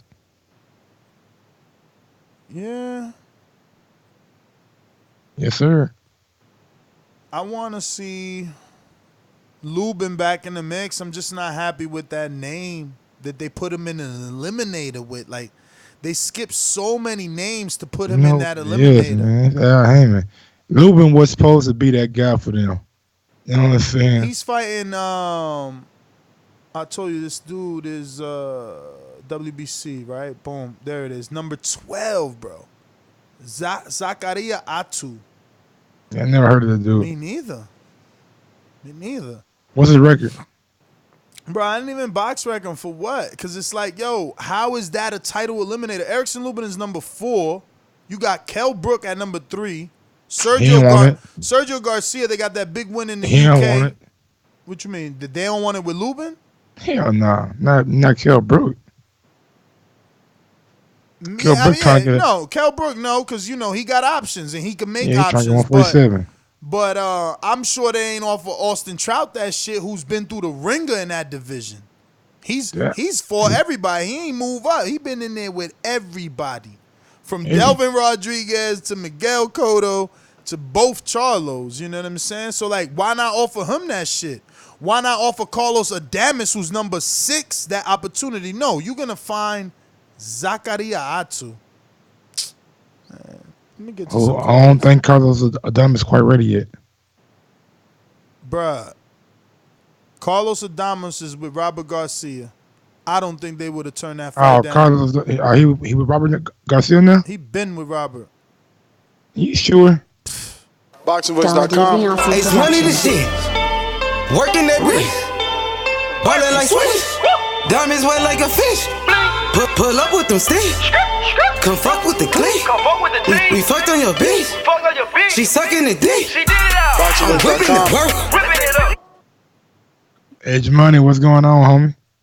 Hey yo, I gotta congratulate my boy, J-Rock, Jullian Williams, my Muslim brother, bruh, in Ramadan. You see that, bruh? While he fasted, he ain't eating no drinking, bruh. Sun up to sundown. You see that? IBO champion. Next said it, IBO. You hear that? IBO, bruh. IBS. WBA, put him in the top 10. Put him in the top 10, bro. Why not? They had John Hurd in the top 10. Wasn't Jerry Hurd in the top 10? Jullian Williams, put him in the top 10 pound for pound list, bro. Put him in there, bro. And he from Philly. You know what I'm saying? Bernard Hopkins, Mildred Taylor, Danny Garcia. The list goes on. Philly fighters, Jerron Ennis. Let's keep going, bro. You know what I'm saying? Eddie Hearn, Meek Mill on Dazn. Let's go, bro. The best rapper in the world. Meek Mill, the GOAT. Jay-Z. You know what I'm saying? Rock Nation. On Dazn, let's do it. My brother Ness, you stamped Dazn. Mike, y'all went to Dazn. Take me to Dazn, bruh. When y'all gonna take me with y'all, bruh? I'm with y'all, bruh. You feel me? Devin Haney. Let's go, Devin Haney. The best fighter in the world. Pound for pound. Devin Haney, the best fighter in the world. Let's go. Anthony Joshua, let's do it, bruh. Let's go. Deontay Wilder. It's fight week. Let's go. Dominic Brazil, he getting knocked out. Let's bring Deontay Wilder to the zone. Bring him home. Bring him home to the zone, bro. Let's do it. Edge Money this shit. Edge Money this shit. Deontay Wilder this fight week, baby. Drop that bomb squad one time for me, Ness. One moment, sir. Sorry about that. I got this nigga on cue from that shit, man. Bomb Squad! Yeah. Edge Money this Troy in Baltimore. Oh, man. I can't talk about Wilder, then go to Troy. Yeah, I was rooting for, well, first of all, let me say it was a very good fight, man. Both those two young brothers did, you know, they showcased their skills and they did boxing well last night. Absolutely. I like the fight and I like how they handled themselves after the fight. Absolutely. You know, no disrespect, no rah-rah, anything like that. So it was a good fight. Shit, man. I can tell you, Hurd is like an old school fighter, man. He takes, by round 3 or 4, he starts getting warmed up, and that's when he starts coming on. Williams didn't give him any time or any space to work, and that's why he beat him. I would love to see what happens in the rematch, because Williams is similar in style to Mike McCollum. He kind of starts a little slow, and then once he gets going, he's a master. But if you don't give him that time, then he can't put no work in. But I don't see either one of them being overrated or anything like that. I just see both of them being two very talented fighters. One of them had a rocky start. Cool. He came back. Fighters lose, and then they come back. That's all about character. That's all about strength. Farmer's a perfect example of that. He's been through some things, and he came back. Thurman Pacquiao will either be a passing of the torch fight, or it'll be Pacquiao leaving on top like a real legend should, and all that. So it doesn't matter. It doesn't matter to me whether Pacquiao wins or Thurman wins. It really doesn't matter. But if Thurman loses, I believe it might be a little better for Thurman and for that weight class. Here's why: it might light that fire back under Thurman and get him, back where he needs to be, because he's the type of cat that loves a challenge. He's that type of cat that loves a challenge, man. But y'all have a good night, man. I got nothing. I got no insults for you today, Ness. I'm in a good mood. It was a great fight. It was a good fight last night. Absolutely. That's it. And one thing to piggyback on what you said, J Rock and Jared Hurd, great sportsmanship after the fight. Mad respect to J Rock. You know what I'm saying? He even acknowledged Jared Hurd's mom. It was a beautiful moment. Man, like just mad respect, man. That's what the sport of boxing, not even the sport of boxing, but what sports are all about in general. You compete, you show mutual respect after the fact, and man, you move on. And hopefully we can see that fight again because it was a damn good fight. What's up, man? Yeah, man. Yeah, I just want to say I saw the fight too. Stay focused, stay working my jab, and use my fundamentals. Nice boxing voice. Because if he comes to fight, then I'm gonna have to look for him. I saw the fight too. I think you accurate.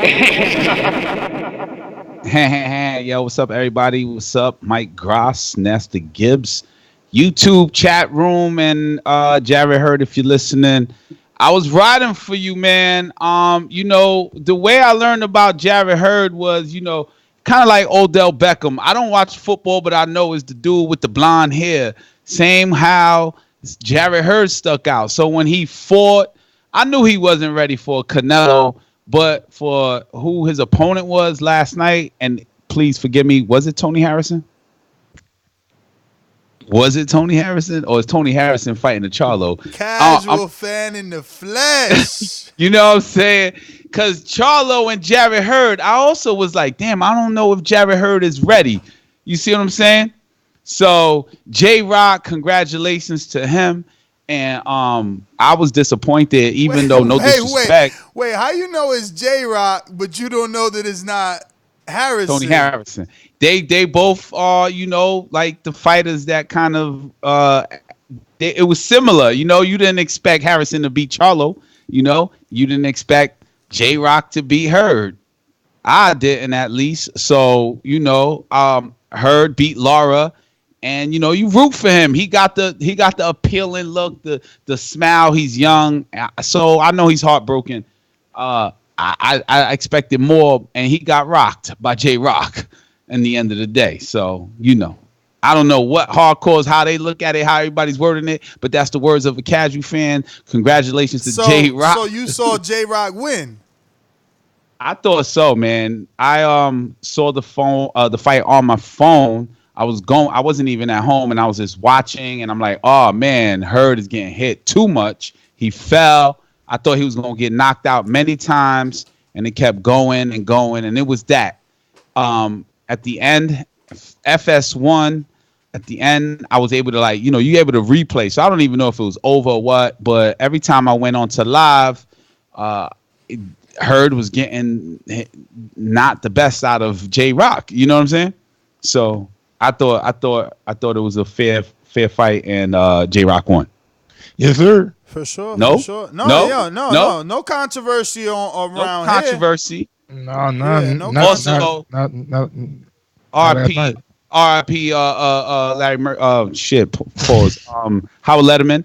But you guys mentioned there were people disputing the commentators on FS1 being biased. Fox. Fox, yeah.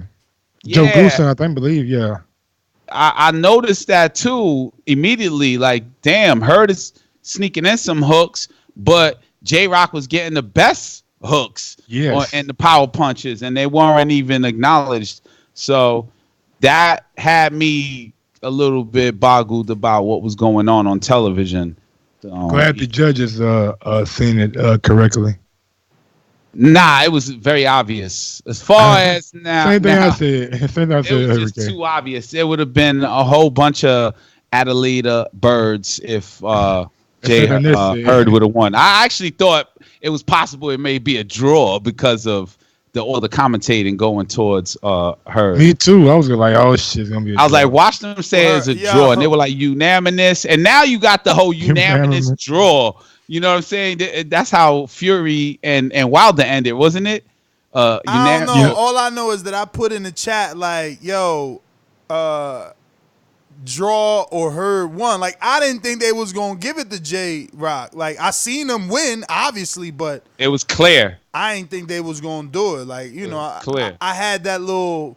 Bro, when I heard that 115, 111, I said, okay, they got it right. 116, 111, okay. They got it right. They got it right. I mean, look, for them is great because it gives these guys the opportunity to, be the A side of that shit. Do it again, though, man. Let's see that shit again. That shit was a good fight. It was. Really? You thought it was a good fight? Goddamn right. I don't know what Hurd did, man. If he didn't put the focus in the gym during his training camp, I think being at home, or J Rock is too good because, I mean, Hurd. They were talking Hurd Canelo, Hurd Charlo. You know what I mean? And both of those, like the most you would say is like, okay, Hurd versus Charlo, possibly. So. It's just too much. Not me. I was kind of like after Harrison got the win, I was kind of happy because remember Harrison was beating Hurd. All the way. And then so Harrison versus who? What I'm saying is once Harrison beat Charlo, I was not mad at that because the possibility of Harrison Hurd unification was okay in my mind because Harrison was getting his revenge in a fight that he was winning till he got knocked out. Right. Like I think he was doing good in it. I think he was doing good in that Jarrett Hurd fight. Mike, you alive? He did. Yeah, I'm alive, nigga. What the fuck wrong with you? You look paused with the producer shirt on. Nah. I thought Mike fell asleep or passed away right bro. There. I'm listening y'all niggas talking about fucking. What's the general concession saying about Keith Thurman? Thurman is like on the low end. Mike he tried to make it like the main topic tonight. I'm like, why are you trying to say don't nobody? I do. I'm body. Because he a hater. He a hater, bro. He a hater. He like don't nobody. I'm scratching my head like, oh shit, Thurman. And Thurman's another one that that you better not duck me, son. Like that's the Thurman that I need. You know what Wall Street I want to go down because all these little J-Rock babies is what I'm gonna call them now. The J-Rock got a bunch of little sons, little mini J-Rocks out here calling up now like, oh, don't throw away a fighter. Meanwhile, my man Thurman looked bad in one round. He looked bad in one round versus Josecito Lopez. Mike been threw him away. And everybody else been threw him away. So hold on. Wilder looked bad in one round versus Luis Ortiz, and they threw him away. Same thing in the Fury fight. So now, all of a sudden, J-Rock says, oh, we need to stop throwing fighters away. Everybody calling in here like they fucking angels and got their wings. Get the fuck out of here. J-Rock just impregnated a whole bunch of women that had babies. And Mike one of them. He a newborn. That was a bit of a weird analogy. Yeah, very weird. What I can say, nobody's out here discrediting Thurman.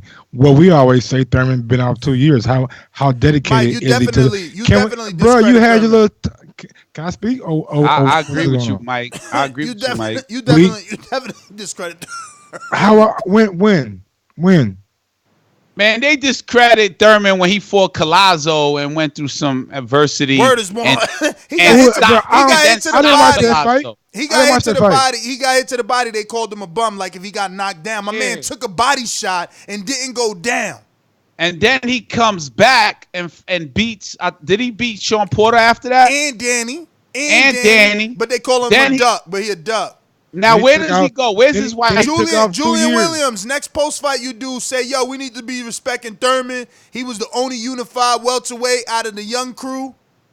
Know what I mean? Because it's going to take Jullian Williams to tell niggas to respect Thurman before they can respect Thurman now all of a sudden. Not even that, bro. Yeah, it's the fact that Thurman been out 2 years. You threw him away, just like Jullian Williams. He was talking about you. Just know Williams was talking about you.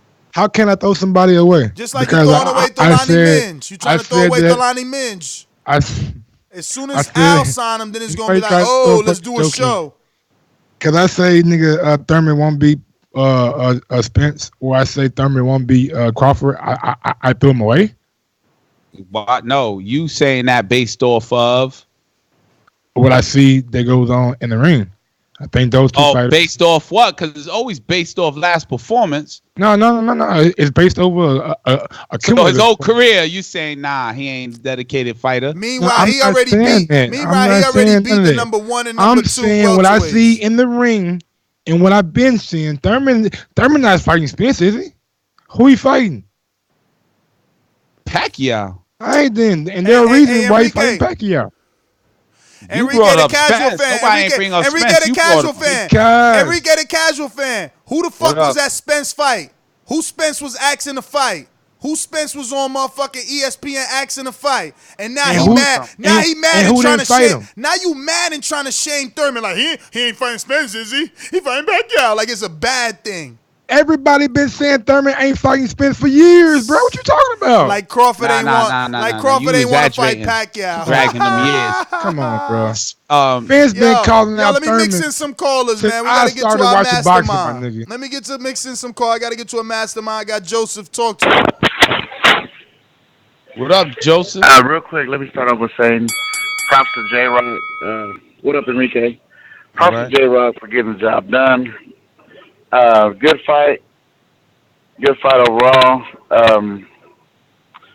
Man, I forgot what I was going to say about that, but let's get to the real topic. Keith Thurman is going to put everybody back on notice. Nobody's going to care about Bum Crawford. He's on ESPN. Let's get the rematch with Ndongo going, or something like that. I think Louis Collazo's available for Bud Light here soon.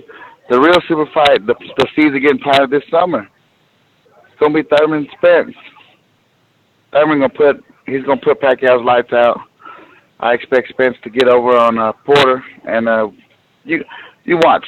I think Keith Thurman's gonna look spectacular. He didn't look his hottest in his last fight, but when he sparks Pacquiao in retirement, people are gonna think that Bud Crawford's fighting on Friday night fights again. So that's what I'm excited to see. I can't wait to see it. Maybe he'll get somebody to come over one day. We'll never know. That's my call. That was a dope call, Joseph. Not Ness, real quick. You see how he said, let's get to the real topic, and he mentioned Thurman, Pacquiao, and then he mentioned Collazo and the rematch with Ndongo. Yeah. Like, Collazo, most memorable fight is Keith Thurman. Yeah. You know what I'm saying? Yeah. And then Ndongo, like, you could throw Ndongo name out as high as you can in the boxing public, and like about 10 people will pick it up. Not the 190 that are there. Yeah. So yeah. I don't know where Ndongo came from. So maybe you could talk about Terrence Crawford versus Ndongo rematch. Like, what's the purpose? Well, he was being sarcastic because, there ain't nothing for Crawford on that side of the street right now. And then did we write off Ndongo? Is he like a fighter that entertains? Or am I the fan that wrote him off? You wrote him off, but I think we all did. Like, I'm not changing my colors because J-Rock says something. Like, we are who we are. And, yeah, we wrote Ndongo off. Yeah, man, this ain't a team. It's like an individual, so you write people off. We wrote him off when he lost to Crawford, and then we sealed the deal when Regis knocked him out. I remember that. But this is what J-Rock and other people need to understand. And, I know there's going to be a lot of people may not be willing to say that, but, like, we need something as fans to believe. It's hard. Like, come on. Religion is hard enough believing with blind faith. You want us to believe that you gonna come back. Like, we need to see you do that. Do we believe Jarrett Hurd will come back? I mean, we all want to believe that, but we still need to see him do it. Exactly. The same reason that these fights take place. Like, we thought, those that allow me to lump them in with me, because we are who we are, and we all picked Jarrett Hurd. We didn't think Williams was gonna do this. We didn't think that, and it happened. And look, again, it's like I said about those boxing cliches. Oh, one punch changes everything, and it did. Exactly. It did. He hooked him with that left hook, bro. He put him down. My man was like, "Holy shit, I never been down." Unfortunately, you know what caught my attention? The commentators, and I don't know the name, so forgive me for that. You want to name drop? It was Joe Goose and who Lennox was the Lennox Lewis and that white someone dude, else. That dude, like, that's probably somebody trying to get for nostalgia. All right, guy that does football shit, man. Okay, that's some dude they one trying to of get for them, nostalgia. Yeah, one of them exactly, was like, "Yo, that Jarrett Hurd doesn't want to get hurt in sparring and trains lightly, but Harris trains hard in sparring and goes at it. Harris, and I think that's the difference. Williams, I'm sorry. And I think that's the difference, you know what I'm saying? In sparring when you go into the ring. And I think Jarrett Hurd didn't put in enough, man. I just think Jarrett Yo, it's Hurd was funny just... because remember I told y'all that Julian Williams' lead sparring partner was my man Akeem Nurse. You know Akeem. I know Akeem. Yeah. That was his lead sparring partner. And Hawk was telling me how his jab was on point. And they go hard. Enrique, you got a fight coming up, Enrique? You look kind of lean over there. I mean, you know, I'm lean all the time because, you know, boxing is an influence and inspiration. You know, the fighters on the scale. I'm like, yo, I gotta look like that. Come on, man. I ain't trying to look. I ain't disrespectful like the heavyweights. You know what I mean? You been in the gym? I've been working nights lately. You know, you saw my footage I sent you, but I've been dieting first. Going to Jamaica soon. When the last time you been in the gym though? Probably like Thursday or Wednesday. Okay. Not a boxing gym though. Well, I'm talking about boxing gym, hitting something. Nah, he stood away from that. He done with that. He retired. All right, done. Yeah. I thought you said you can beat Danny. Oh yeah, he actually did try to do the setup for like next season. I could beat Danny. I think I could beat Danny. I could beat Cruz. You know what I'm saying? I think I could beat Jose too. Come on, what? Man. You lost twice to Jose, but I hear you though. I hear you, but you gonna have to. You gonna need a fight to get back in that Jose fight. I gotta do Jarrett Hurd. I gotta come back, you know, and impress against Cruz or somebody. The thing is, people don't think you could come back. Nope, that's fine. They wrote you off. They wrote me off. They wrote me off. They wrote you off. But you know, I'm like my yoga. I come, they tune in. I guess that's a wrong analogy. I don't know if I'll be tuning into my yoga. I'll catch you on the playback. Let me get the Baltimore Slug. Talk to me. Been a minute, my man. What up? Yo. What's the business? Hey there, partner. What's the business, man? How are you? What up, Eddie? Slug, I'm running for president this year, buddy. I'm gonna need y'all votes. You got our support. I sat down and watched it. You drive a pickup truck? Boxes here.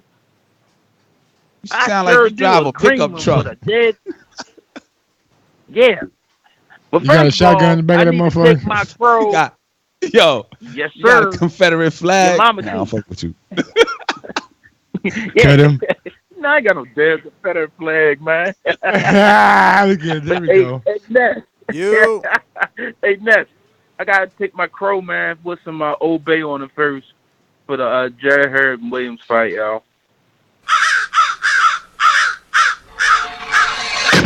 He said Old Bay. He want that shit Cajun. Man, yeah, man. I saw this coming, man. I saw this coming a while back when I first started watching Jarrett Hurd fight. I've seen some holes in this game, man, where he gotta he needs to step up on his defense. Because he's getting hit too much. And I said, somebody's going to get in there and, you know, with a little bit of pop and power, and they're going to catch him. And that's going to be it. Because I was watching that at the Lara fight, when he won the title from Lara. I was like, man, he's getting hit too much, though. He's not moving his head enough. You know, he coming forward too much. He not picking his shots. You know, there's a little bit of holes in the game. He was just strictly relying on his power and overpower his opponent to, you know, win. But, no, you can't do that with everybody. Williams, he did something different, and one of the commentators said that, too. He had hired a strengthening coach and was working on his strength a lot before this Jarrett Hurd fight. And I was going to bet some money. Something said bet some money on Julian Williams because he was a plus 850. You know, that's money line. You know, Jarrett Hurd. Yeah, that was a lot, man.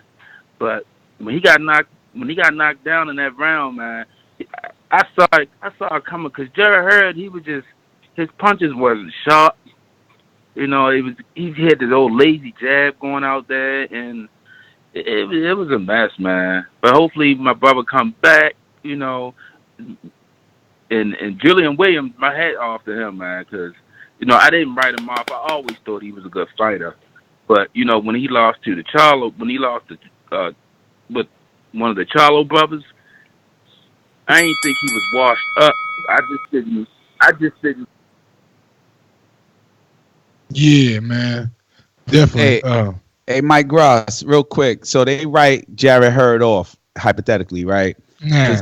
Does that mean he sinks down to like 2 fights before the main event? He's no longer co-main event. Is he still co-main event worthy? No, he main event worthy. You know what I'm saying? If you do a rematch, Ness, is that main event worthy? Yeah. I mean, it depends what they put him in, bro. He could be coming right back like Charlo Harrison. But let's keep these lines moving. Alabama. I want Joshua. Joshua, come and see me, baby. No more hiding, no more ducking, no more dodging, no more excuses. Boxingwoods.com. Javier. Hey man, y'all gotta say the same dumbass shit y'all saying about Charlo after he lost to Harrison, and a way closer fight in my opinion. Because in my opinion, Julie Williams beat the shit out of Hurd. Y'all gotta say the same dumb shit. I agree with you, but Charlo all y'all Harrison niggas was in the chat talking about some controversial Charlo loss. ain't got no chance. Y'all said Charlo ain't got no chance against Hurd. Against Harrison in the rematch. Well, say the same shit about Hurd, because Hurd got whooped way worse than motherfucking Charlo got whooped. Charlo didn't even get whooped. It was a close fight. Harrison Charlo was a controversial loss. Exactly. Hurd, in my opinion, got definitively beat. Like everybody who's saying it was close, anybody who say it was close, it was not close, bro. Williams was beating the shit out of Hurd the whole fight. Hurd had a few rounds where he came on, but Williams hurt the nigga more. Williams put him down. Williams was more consistent with landing. Like Hurd, one of the announcers said this shit. Hurd was throwing and he wasn't even looking. Like he was just throwing no look shots. Like my man was putting his hands to the side, wasn't even looking, and he was just responding with just throwing hooks and hoping them bitches landed. Because he was just trying to basically not get knocked out. Because he got hurt a few times in that fight. I like Williams, but I don't think he can't beat Charlo's. Neither one of them. He can't beat the smaller or the bigger Charlo. You feel me? So we don't know. We don't know. Hey, I'm letting you know. Hey, Williams, you better keep that belt real snug because there's some niggas coming for that. Hey, Harrison finna get this work real quick. Then we come to get that. And it's all good, Williams. Baby, you get to run. You get to have a good old time with the belt. You know, you feel me? Have a good little time because they coming. Because the fight before that, he didn't even look good. The fight before her, he didn't look good. It was a close fight. The fight before that, I think. Gilmore. Yeah, it wasn't like he didn't look fucking great. I mean, he beat him good enough. Yeah, it was alright. The fight that was suspect is when he fought Ishe Smith on bounce, I believe. That might be. That's when it was like, damn. Hey, and Thurman gonna get motherfucking Pacquiao old ass. He gonna finally retire that nigga, bro. I hope so. I want that. I want Thurman to have that name on his resume. Yeah, I got Pacquiao. All y'all niggas with this nostalgia talking about I love watching Pacquiao, bro. I'm done watching this nigga, bro. Pacquiao was doing construction at 14. I don't know that Thurman could knock him out. That's the problem, man. You need to knock Pacquiao out. That's cool, but I'm just saying with that age, bro. If Thurman just consistently land on Pacquiao, cause nobody really like Broner didn't consistently land on Pacquiao. Matisse ain't consistently land on Pacquiao. You don't know how his old ass gonna react again. Consistently landed on, like that's the only problem, bro. He is how old? 40? He finna be 41 or some shit like that. He like 39. I don't think he 40. He in his 40s. He just touched 40. Yeah. He might have just hit 40. All access with Broner turning 40. Oh yeah, I remember that. Boomerang. But I would say this. Yo, what kind of judge are you when you watch fights? Like you look for clean punching, you look for defense, you look for not busy? I'm good. You don't sound good, champ. Yeah, now you don't sound good, champ. You sound like you missing something. He sound like he on an 8 count trying to stand up. You good? You ready? Yeah, they gonna stop the fight. Nah, you good? Talk to us. Yeah, man. Man, Thurman ain't had a knockout in 6 years, man. You heard me? He not about to knock no Pacquiao out. It's gonna be a 12-round tough ass fight, and it all depends on what Thurman show up, man. If the Thurman that wanna be on the back foot and win. I only want to do it when 7 rounds. You did. If that Thurman show up, man, I don't know, man. And he might get a gift decision, I don't know, but man, the Pac, man, I saw the last 2 fights, man. Man, Thurman better be training real hard. He better not be hurt, training man. real hard. I think something wrong with.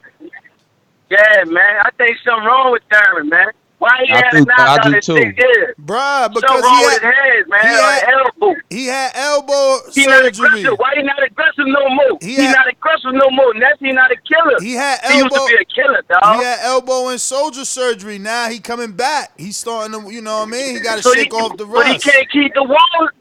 He can't keep the walls open, bro. His first fight back, man, he need another tune-up for the Pacquiao fight, man. Look how he look at first fight back. You gonna jump right in there with Pacquiao? Pacquiao is a tune-up for Thurman. Ooh, man, you crazy, man. Man, you crazy. To this day. Man. To this day. I'm telling y'all right here, right now. To this day. He a tune-up for Thurman. So look, let's check this out. You'll be satisfied if Thurman win the same way Joe Horn won? You still respect that win? If he won like Joe Horn won. Get his ass beat, but get the victory. Jeff Horn. Nah. Joe Horn, man, Joe Horn looking like Joe he Horn. looking like Martin at the You time. a casual fan, man. Nah. He from New Orleans, and Joe Horn played for the Saints, who was a receiver. Do you knowledge? Oh shit! Look, Mike broke that shit down. Mike, they don't know his name, Mike, man. Yeah, they don't know what Big Dog. I know it though. Yo, Big Dog, you missing up your sports though. Man. Ooh, look at Enrique. He ain't like that. He ain't like that. The joke went over his head. He coming back. Man, we all know that Enrique is Jeff Horn's fan. Like, so I expect that from him, bro. Like, he told Jeff Horn won the fight. You know? I did. So I expect him to say that. You know? But we ain't see Joe Horn fight Pacquiao, so you confusing the public. No, man. Look. Hey man, great JD calling, Boomerang man. status. What up, JD?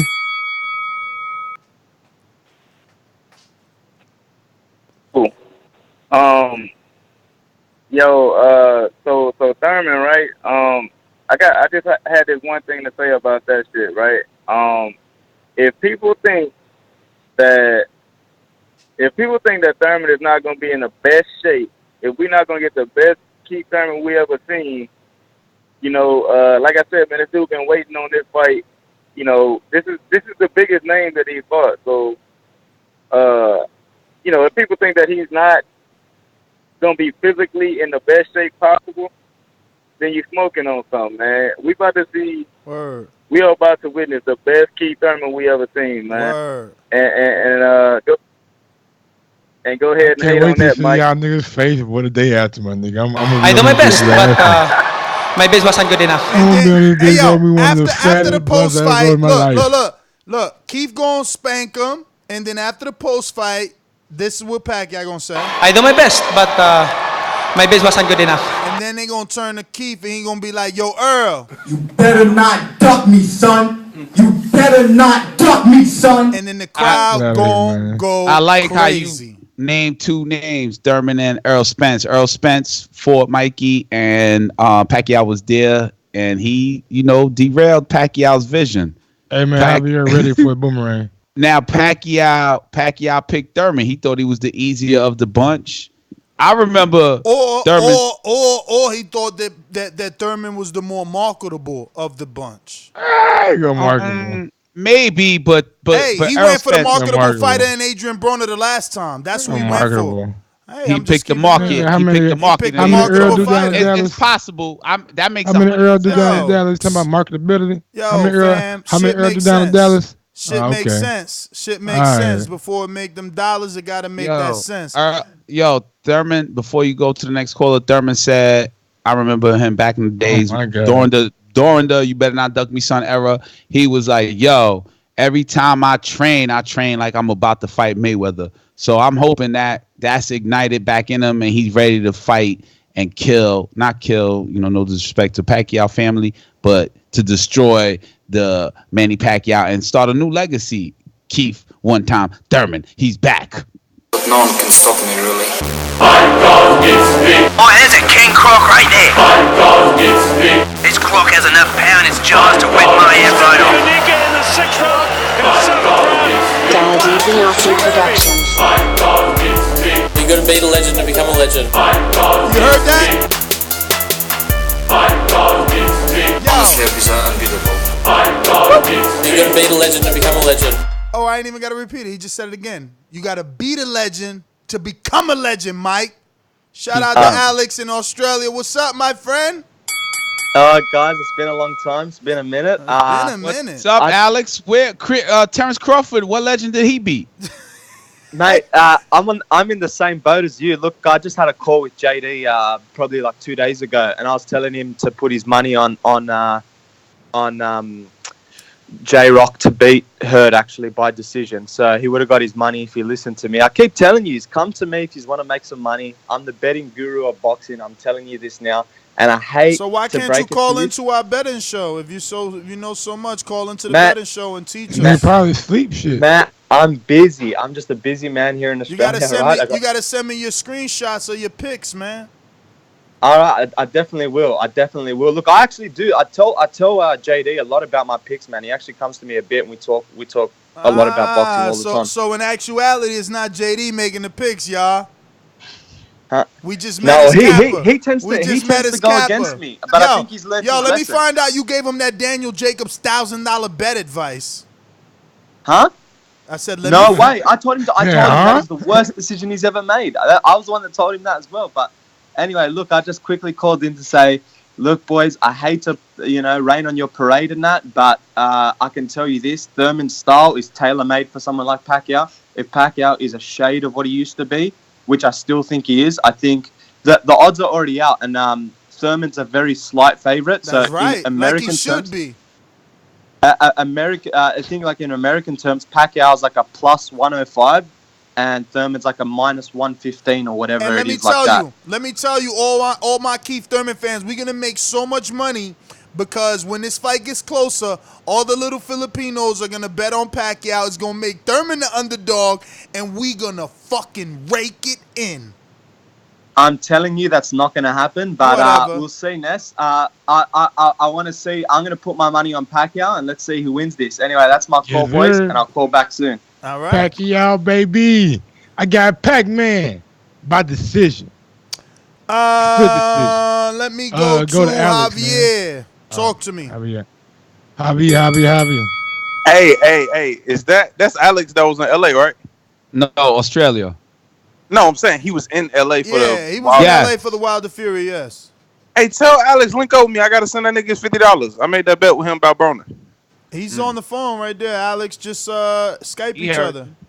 Yeah, link up with me. I gotta send you a 50. I like paying my bets off, nigga. So I owe you $50 for that Pacquiao Broner shit. You can always give it to me for him. I'll just take it. Make sure you guys tune in to that beating the odds, right? Because I'm gonna bet Thurman, man. Hey, man, I'm going Thurman on that episode. Kawhi, you always betting niggas, man. You know what I'm saying? You need to know what I'm saying. Just drop that motherfucker down like Kawhi do. You feel me? Kawhi, nigga. You know what it mean, Mike. Don't worry about it. They don't know what that mean, Mike. Just know it. I don't know what he's talking about. Hey, that sound like another language. It was another fight. It was another fight this weekend I want to talk about. That nigga Berchelt. That nigga Berchelt, he a hoe. I just want to get that out the way. That nigga a hoe. He called out motherfucking Ito a herring, nigga. I don't want to hear that. I want to fight the best in the division. Bro, that's in his universe, bro. No. Hold on, Ness. Let me finish.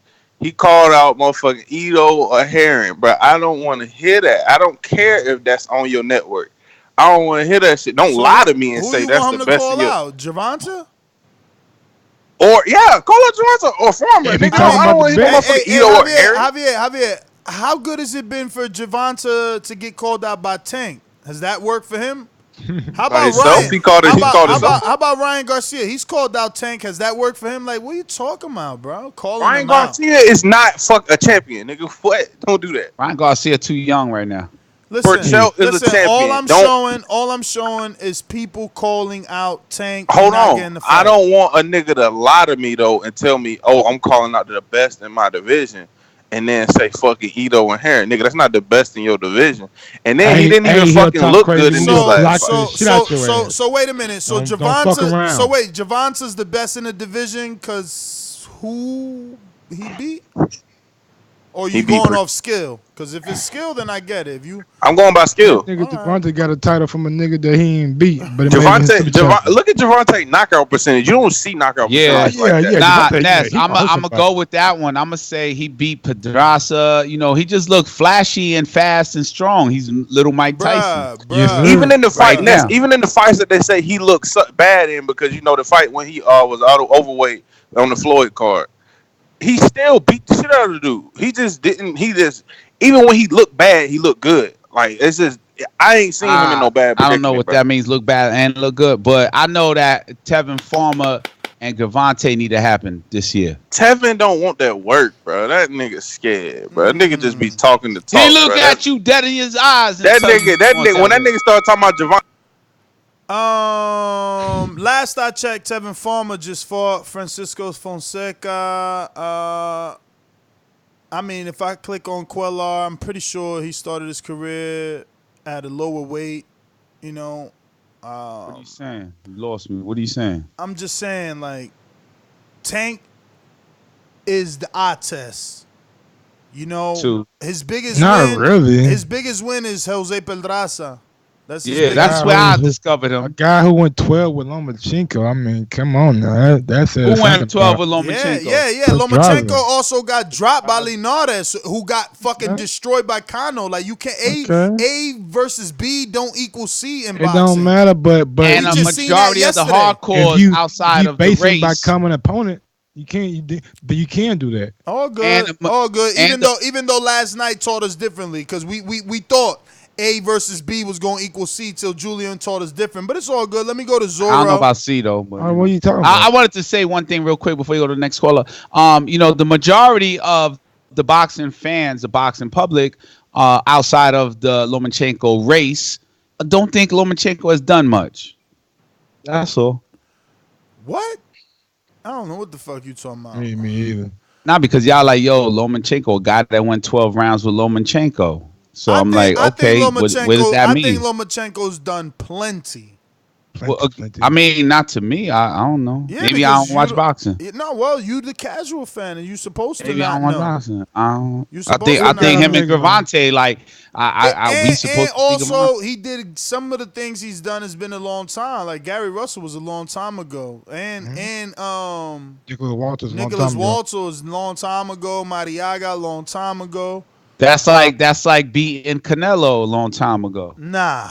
But he moved up to 135. Your analogies is way off. That ain't nothing like being Canelo. You beat Canelo, it don't matter how long ago that was. What the fuck you talking about? He moved up to 135 and targeted the if you beat Canelo a long time ago and look at him now, how much he has prospered. You watch him fight per fight, better and better and better. It's what I told you, man. The reason casual ain't connect with Lomachenko is because they haven't been able to give him no names. Yeah, no names. Give him no names.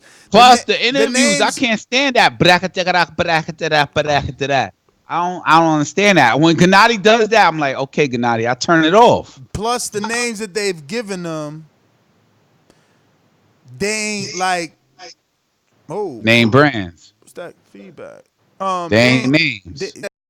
You know, like Rigo is big, but he wasn't big. You know, like HBO banned him basically. Like Linares again, that was a fucking sham.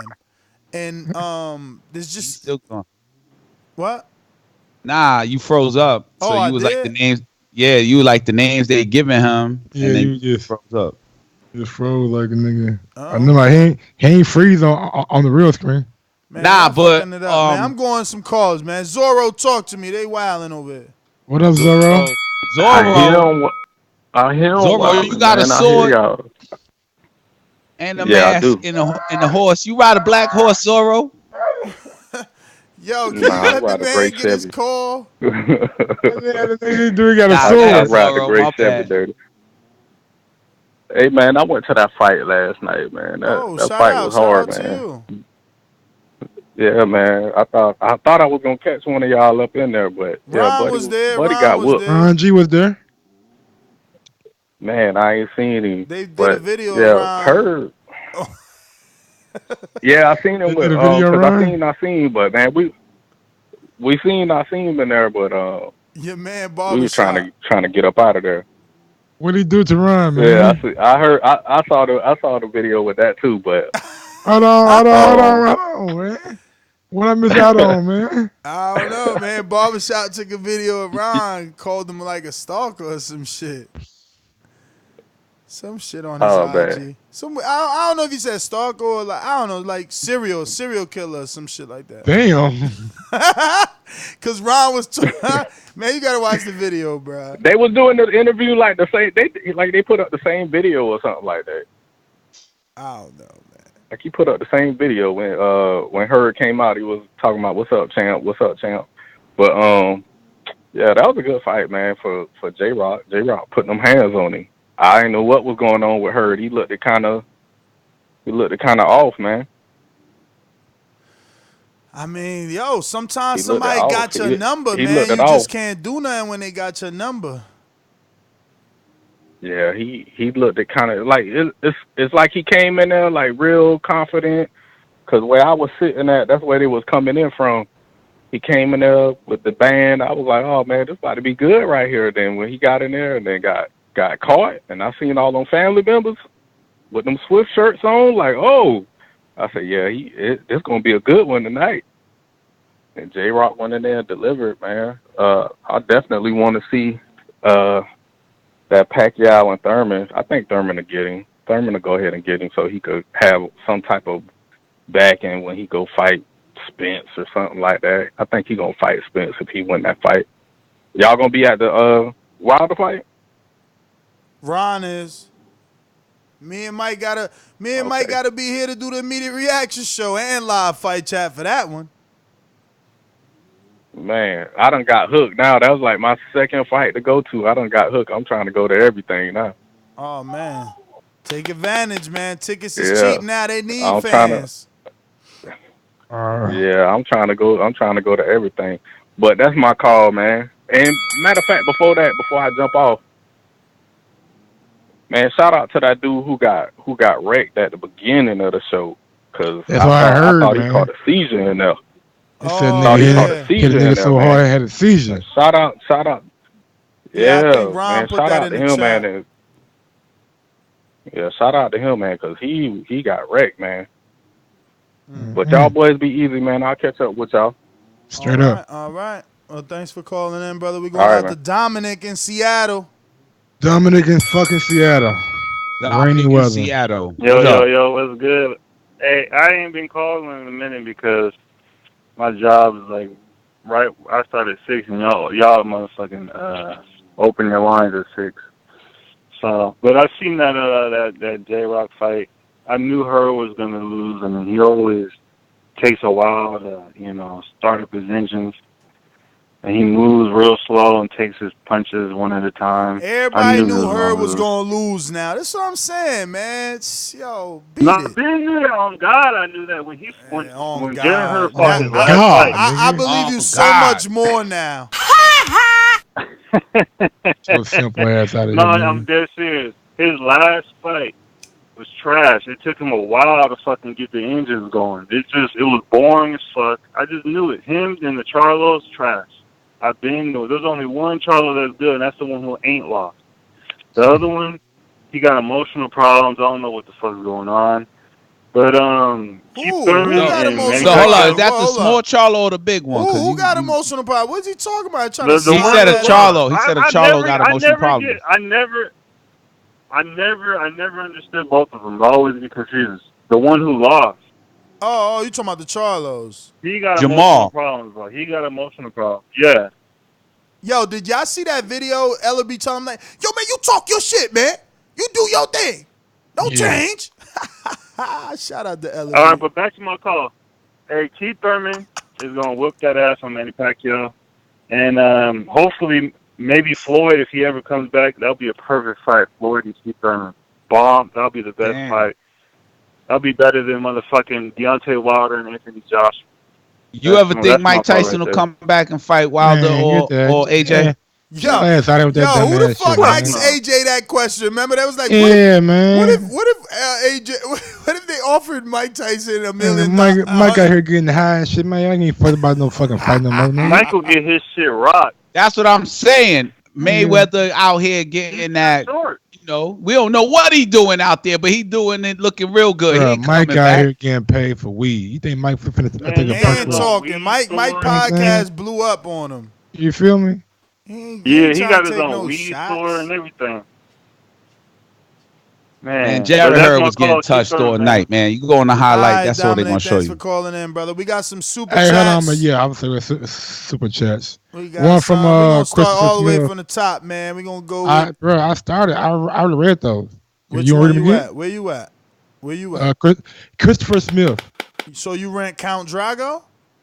Yes, sir. Count Drago can pack Thurman get over 1 million buys. Remember, I asked you that. You like and you don't answer. And then you read the J Rock. Rod 870. Yeah. Now we're on Christopher Smith. Okay, Jim. Now you can rest in peace, Harold. Why? Damn, that's a legendary moment. All right, Jim. 42-48. It's I'm not tell you all right. I thought it was okay, Jim. That's what I said. No, you Okay, said Jim, all right. right. You and Mike tonight. Lamar Gugas. All right. Oh, my bad. Lamar Gugas. All these guys might hate Thurman, but the same dudes hating will be quiet if Thurman wins. That's right. Thurman wins Talk your because shit. he has a good boxing brain. That's right. He knows how to win rounds. That's right. Power, speed, foot movement. The best bike in this game. You see how he got away from it? He could have been any other fighter would have got knocked out in the Luis Collazo fight and in the Joseph Josecito Lopez fight, but not that boy because he got the legs. We got one from Alexander. Not only the legs, but he also got the motherfucking skills and the heart. Pays the bills. Pays the bills. We got one from Alexander Wilson. Stevenson moved up to 175 to KO Dawson. We talked about that. Bama Bo. Yo, Julian Williams cried. He told Bama Bo. Enrique, that's probably your echo, bro. I know. Bama Bo says, Mike, you're checking the crow list for these dudes or what? No. I was, bro. I was, man. Then I off. forgot, man. We got one from Joseph Rodriguez Garcia, who in their first 13 fights has done what Lomo has. Good point. Nobody. Also, but you can't expect Enrique to know that because them dudes that he beat wasn't stars. Like Nicholas Walters wasn't a star. Gary Russell damn sure ain't no star with his one time a year fighting ass. You know, Guillermo ain't no star. Like, name the star that he beat. Oh, Linares? No, he's not a star. Like, who's he beat? Nah, he beat. Those are notoriable names. They are, but they not household names. They're not household. But I know him because of those fights. I don't know him as like being ready to beat up Gavante. We got another super chat from Joseph Rodriguez Garcia. Hurd lost for wearing all that dead skin stuff. Hashtag Dallas Cowboys for life. And we got one from Jonathan Sims. Believe it or not, Hurd's loss benefited Charlo. No more pressure about their O. Tony may be in trouble now. He had Charlo until Hurd lost. That's an interesting way of looking at it. Yeah. Let me go to Rod in North Carolina. What up, man? Hey, what's going on, fellas? What up? Nothing much. I think this fight with Pacquiao and Thurman, I think you're going to see Thurman get back to his old self. I think he's going to be sharp. Yes! Too fast. He'll probably outpoint Pacquiao. I don't know if he'll stop him, but he'll outpoint him pretty easy, I think. So he'll see him get back to his old self. Sounds about right. And right. I wanted to comment, too. Sounds about right. Yeah. And I wanted to comment, too, this might be a topic for another show, but in the post-interview where Jullian was talking about Al Heyman, man, I was just impressed how he just said, he was in this bad contract with Gary Shaw, and, the amount of money he made before he got to the title fight with Jarrett, And it's just kind of weird to hear Bob Arum and Eddie Hearns and Max Kellerman and everybody shed this negative light on Al Heyman, but these fighters, all they got to say is good stuff about him. So I listen to a lot of y'all shows, and we be talking about negotiations with Wilder, and we be talking about negotiations with Crawford. And I personally believe, just from hearing what fighters say about Al Heyman, a lot of the holdup, in my opinion, got to be coming from the other side. But that's a topic for another show. You know, I wish y'all would, get into that a little bit more, because I really think Al Heyman is not bad for a boxer. I think he's good because he cares about the fighters first. They getting their heads beat in, and this man seems to be getting them on the right path. That's my call. That is kind of like the biggest factor that I use when thinking about that, man. There aren't many fighters that have left Al. Andre Durrell was a guy that left and came back. And Jamel Herring, that's the only guy that has left and is doing well after leaving. And more importantly, you'll never hear fighters complaining about money with Al. Never. But that's kind of what it's been, man. Maybe if you ask those questions, maybe he plays not only in a boxing advisory role, but a financial advisor role as well. Because Absolutely. A lot of these guys have made investments real estate after getting, in business with Al. Like you said, real estate, clothing stores, a lot of just different things. Shout out to Tevin Farmer. Without Al, had a he bought his strip own club. Bought and sold. Yeah. That means he gentrified his neighborhood. I guess. But final thoughts. Oh man, final thoughts, man. Jose, big ups you to never J pressed Rock. one, FYI. Big ups to J Rock, man. Went out there, man. Put on the show last night. Definitely deserved the victory. Manny Pacquiao, Keith Thurman, July 20th. Go when time comes. I'll definitely be tuned in. You know what I'm saying? Checking it out. Keith minus 130. Yeah. Pacquiao plus 110. 10. Everything else, man, is just love, bro. Everything. Big ups to Mario Barrios. Big ups to my guy, Dogbo. Keep your head up. 90 seconds. Even though you got beat, you know what I'm saying? Fucking Jordan Gill, man. Jordan Gill got knocked the hell out. Man, I thought you was gonna be somebody that was gonna be in world title contention, but you live and you learn. UK guys, sometimes y'all pan out, sometimes you don't. Most time you don't. But yeah, man, follow me on IG at Gross1911 or on Twitter at Gross2312. And yes, I did pick Hurd. I'm taking my L. J Rock proved a lot of people wrong last night. Okay, my final thoughts are Jared Hurd, come back. Jay Hurd, come back. Congratulations to J Rock. Keith Thurman versus Manny Pacquiao, big fight for me. I'm definitely gonna sit down and tune in. I will not go out. And let's not forget Deontay Wilder fighting Dominic Brazil. That's still a thought in my head, and I mean it's happening. It's live. It's real. And AJ versus Andy Ruiz. I know these aren't topics, but those are thoughts in my head when it comes to boxing. And Crawford needs to cross over and join the Al Heyman team. 10 and I think he will become a legendary fighter on a different team. You know what I'm saying? Follow me on Twitter, TBV_casual fan. Same thing on YouTube, TBV_casual fan. I'm on IG, not really, but I'm there. Fight Talk. That's the name. Peace. You gotta be the legend to become a legend. You gotta be the legend to become a legend. Crawford got a crossover.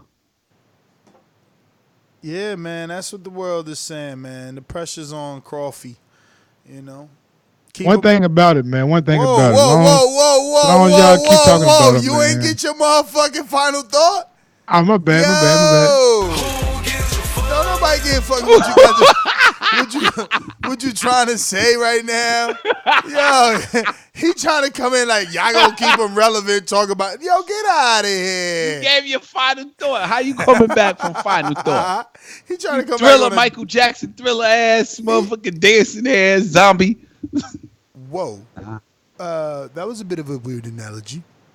You love analogies today. Nah, I'm just using my Derek Chisora. Yo, look, Mike look like he got a mouthpiece on right now. He did the veneers, man.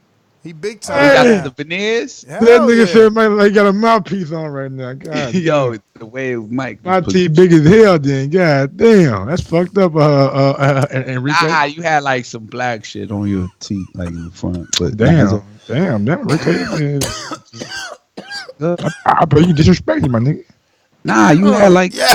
dang, it wasn't disrespectful. I'm just final thoughts, man. Boxing is such a great place, man. I'm just grateful. We were looking at the schedule yesterday, and it's like 22nd, 25th, June 1st. It's just like 18th. So many fights in May and in June already. It's crazy. Boxing is in a great place, man. These rematches, these upsets, this only adds to the story. belts. Harrison says something interesting in the press conference. He said that he's thankful for the controversy because it only made people more interested and want to watch the second fight. And he's right. He's right. Because now both men have to prove who is telling the truth. Yeah. And there's only one truth that could be found, and that's inside that ring. And I can't wait I to didn't see the face first off. fight. No, I know that my words are moving, guys, but these are my final thoughts. That's You true. thought we were still making conversation? Fuck out Yeah, here, Purdue man. right there. Cut it. Fuck out here, bro. Cut it. Nez GT. Yo, I'm just ad-libbing, man. I'm just ad-libbing. Just go ahead. I'm ad-libbing. they Hey, don't I'm want daddy me. right If now. they do like a Say, you face see off, Biggie Smalls, I'll ad-lib. or Why like y'all hating on me?